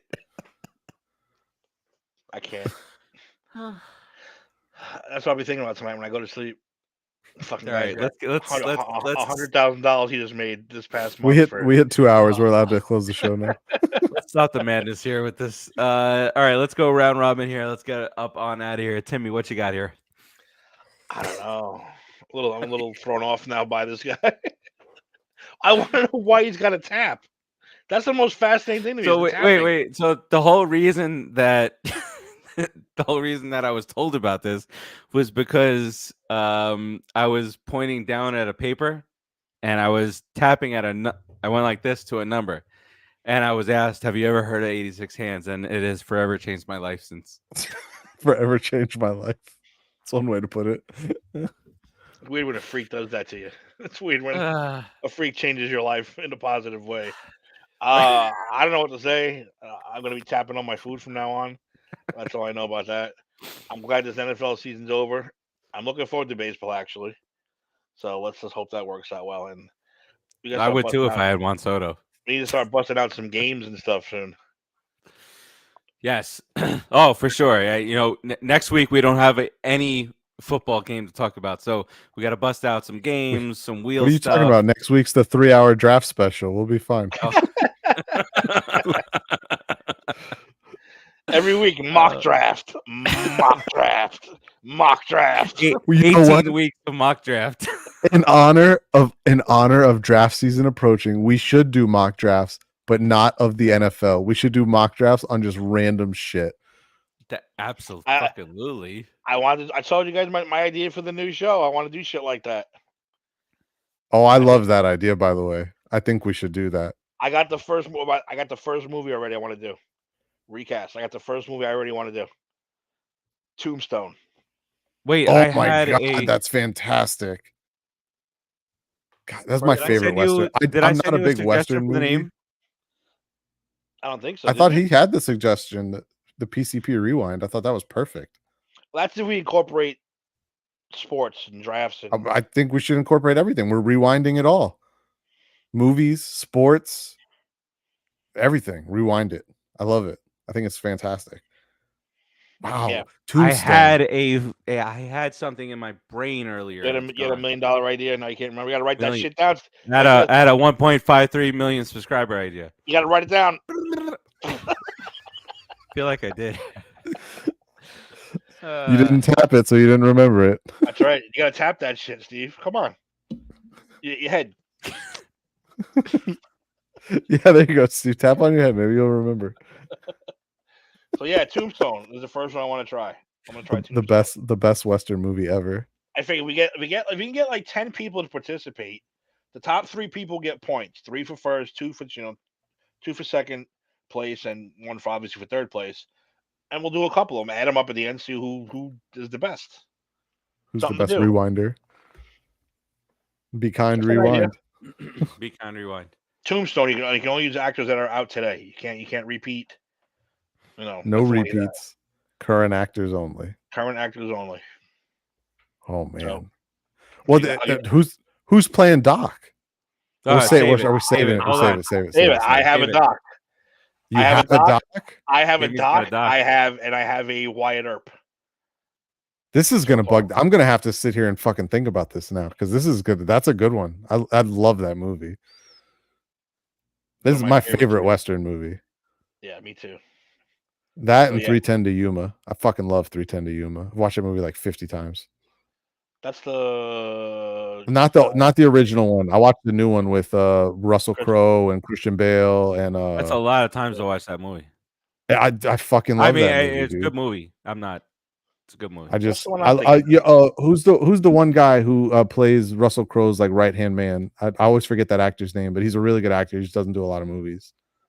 You know how I am with names. He played Angel in the X-Men movies, the original Like- X-Men movies that came out. Like there Ben could Foster. literally Ben be Foster. times where I can't think of Nolan Ryan's name. That happens. Ben Foster is the actor's name. He That's just plays getting like old, Steve. That's just getting old. he plays like Russell Crowe's right hand man in that movie, and he's a fucking lunatic, and it's fantastic. No, great movie. Loved it. And that particular idea, I mean, that opens up to millions and millions of episodes. And millions. And movies can fucking bring the rest of our lazy ass PCP faculty into it. Give them something to do. And not for nothing, but we could also do TV shows. You can TV do it. shows? It's good for anything. Could there have been a better Frasier? Could there have been a better Joey or a better George Costanza? Steve, Only just time make will this tell. a thing. Every 2 weeks, everyone who does a show on this network has to join us, and they have to submit their rewind or They're all a bunch recast of or however we assholes. want to word it. Oh, a bunch of assholes. Wow, We'll see. it's great. No, Great as way to long talk as about they- your employees, boss. As long as they send them in, we can read them at least and post them. And That's you know, true. Yeah, and That's then true. vote They out. don't physically join the show. They could just send They them ain't in. gonna come on live. What are you kidding? We're the only ones who are committed to this live shit. they all scared. I Scary. mean, there are some that just can't. I mean, Nardo's got the new baby. What about Ed? Ed does a show, doesn't he? Ed'll get on there. He'll definitely get in there. Ed'll join. Ed'll join for that. Is As Eric soon- big as into soon as- movies? As soon as you recast the Avengers, Ed's head will fucking explode. So Wait, how could we recast Spider-Man again and again and again and again and again? you just gotta find a new Spider-Man. That's all. Have you guys heard Uh, about the Madam Web reviews? Oh my god, Ooh. they are so bad. I can't no wait bueno. to see this movie. I can't wait to see it because it's so bad. It Yeah. can't be worse than Wonder Woman. Oh, they say it's It worse than can't. Morbius. They say it's worse than Morbius. Okay, but here's the thing: Wonder Woman made me physically angry. Yeah, If it can't be as bad as 1984. You're right in that regard. If I can at least laugh off the silliness of Madam Web, it won't be worse than Wonder Woman. Wonder Woman Based on some of the physically made me lines angry. they have in there, you're gonna Oh, I laugh know. your ass off. They have some of like the most. Yeah, I'm not gonna no spoilers, but I've heard that there's some stuff in there that you're just gonna be like, oh my god, they're Yeah, at so least- stupid. But if at least I laugh once, it's already better than Wonder Woman. Wonder Woman, I said, physically made me angry to the point where I was going to kill somebody. It was just like, why? I almost why had to is pay this out good? life insurance for Timmy on that. It was was not a actually a good- government research project on how to start a war. It was not a good time frame for Timmy. No, Not a good moment of his life. Hey, it put me on the map though. What show was that? Was that Jada and Kyle's show? What show was that? Jada and Kyle. Yeah. Oh, I remember it because I was listening to the show as I was organizing the garage. I remember that vividly, that you were on that show, and Kyle and Jada, and who else? There was somebody else that was on that episode. There's a few people on it. I think didn't we do like a whole? Yeah, I think so too. Because I think I barged in. I don't think I was invited to that one. I think I barged in and gave my opinion, then ran away. Great. If I'm not sure, if I'm not mistaken. Well, anyway, it was deservedly so. Ant, did we get to you yet? I've lost have so no much idea. track of. No, if we've gotten to No, I it. don't think we did. I don't I think we started did. with the Okay. new show shit. We got sidetracked. What you got? So I've heard some people this week say that Kyle Shanahan's career arc is that of a young Andy Reid. And one of the things that I think saying something like that and just assuming that Kyle Shanahan is going to spend 14 years in San Francisco, not win a Super Bowl, and then go somewhere else and win a Super Bowl, it assumes a lot of variables that I think are very, very heavily overlooked. Stumble into Patrick Mahomes. Thank you. Like, for instance, drafting the greatest quarterback ever. Big variable there, like, and I'm not trying to say anything bad about Andy Reid. I think he's a great coach, but like when people say like the late career resurgence, it's like he did draft Patrick, and he wanted to draft Patrick. He was apparently a big Patrick believer, so he does deserve credit for that. But we're making it sound like Andy Reid would be like a 5-time Super Bowl champion with or without Patrick, and I don't know that I agree with that one. So Kyle Shanahan, figure it out. I don't have faith in you though. I don't think many people. I don't know how many 49ers fans have faith in him anymore. I don't know how many 49ers players have faith in him. and rightfully so. Defensive coordinator gone because the defense was the big problem. Big, I have huge, no idea huge, who they're going to hire. big, massive problem. That's the wild part. This late in the game. Looking to see what kind of contest we got out here. Not yet up is Arthur the King with Mr. Wahlberg, Mr. Boston himself. That's going to be in Boston and in Hartford. Let's see what else we got here. Got another Kung Fu Panda 47.5. No, Kung Fu Panda 4 is coming out. Advanced screening starting on around March 5th. The first one that we'll post is up in Boston. Let's see what else we got here. We got Dune Part 2 in several other cities, including Miami, Orlando, and Tampa. That'll be up probably tomorrow because Steve's just in no mood to do that 11:30 at night on a Thursday. So that's it. That's the end of the show here. We bid you adieu. We talked a shitload about the Super Bowl. 49ers still being favorites for next year because of their incredible head coach. The nonsense that happened in Kansas City. We got into some NBA action, including a shitty referees. NHL, we got into some baseball action and 86 hands, which I don't know what to tell you. It is what it is. But until next week, everybody, keep on trucking in the group on the website, popculturepros.com. Raul, last second saying, I'm surprised that Snell has not signed with the Yankees. I think we all are too. Again, we'll keep you posted on what's going on over the weekend as we head into next week with the baseball stuff. Hopefully, a lot of this stuff gets resolved because literally there are spring training games starting in 8 days. So these guys kind of want to be ready for the start of the season. So until then, we bid you all adieu, and we will see you next week. Peace out, everybody. Tappity Miss you, tap, Dave. tap, tap. Tappity tap.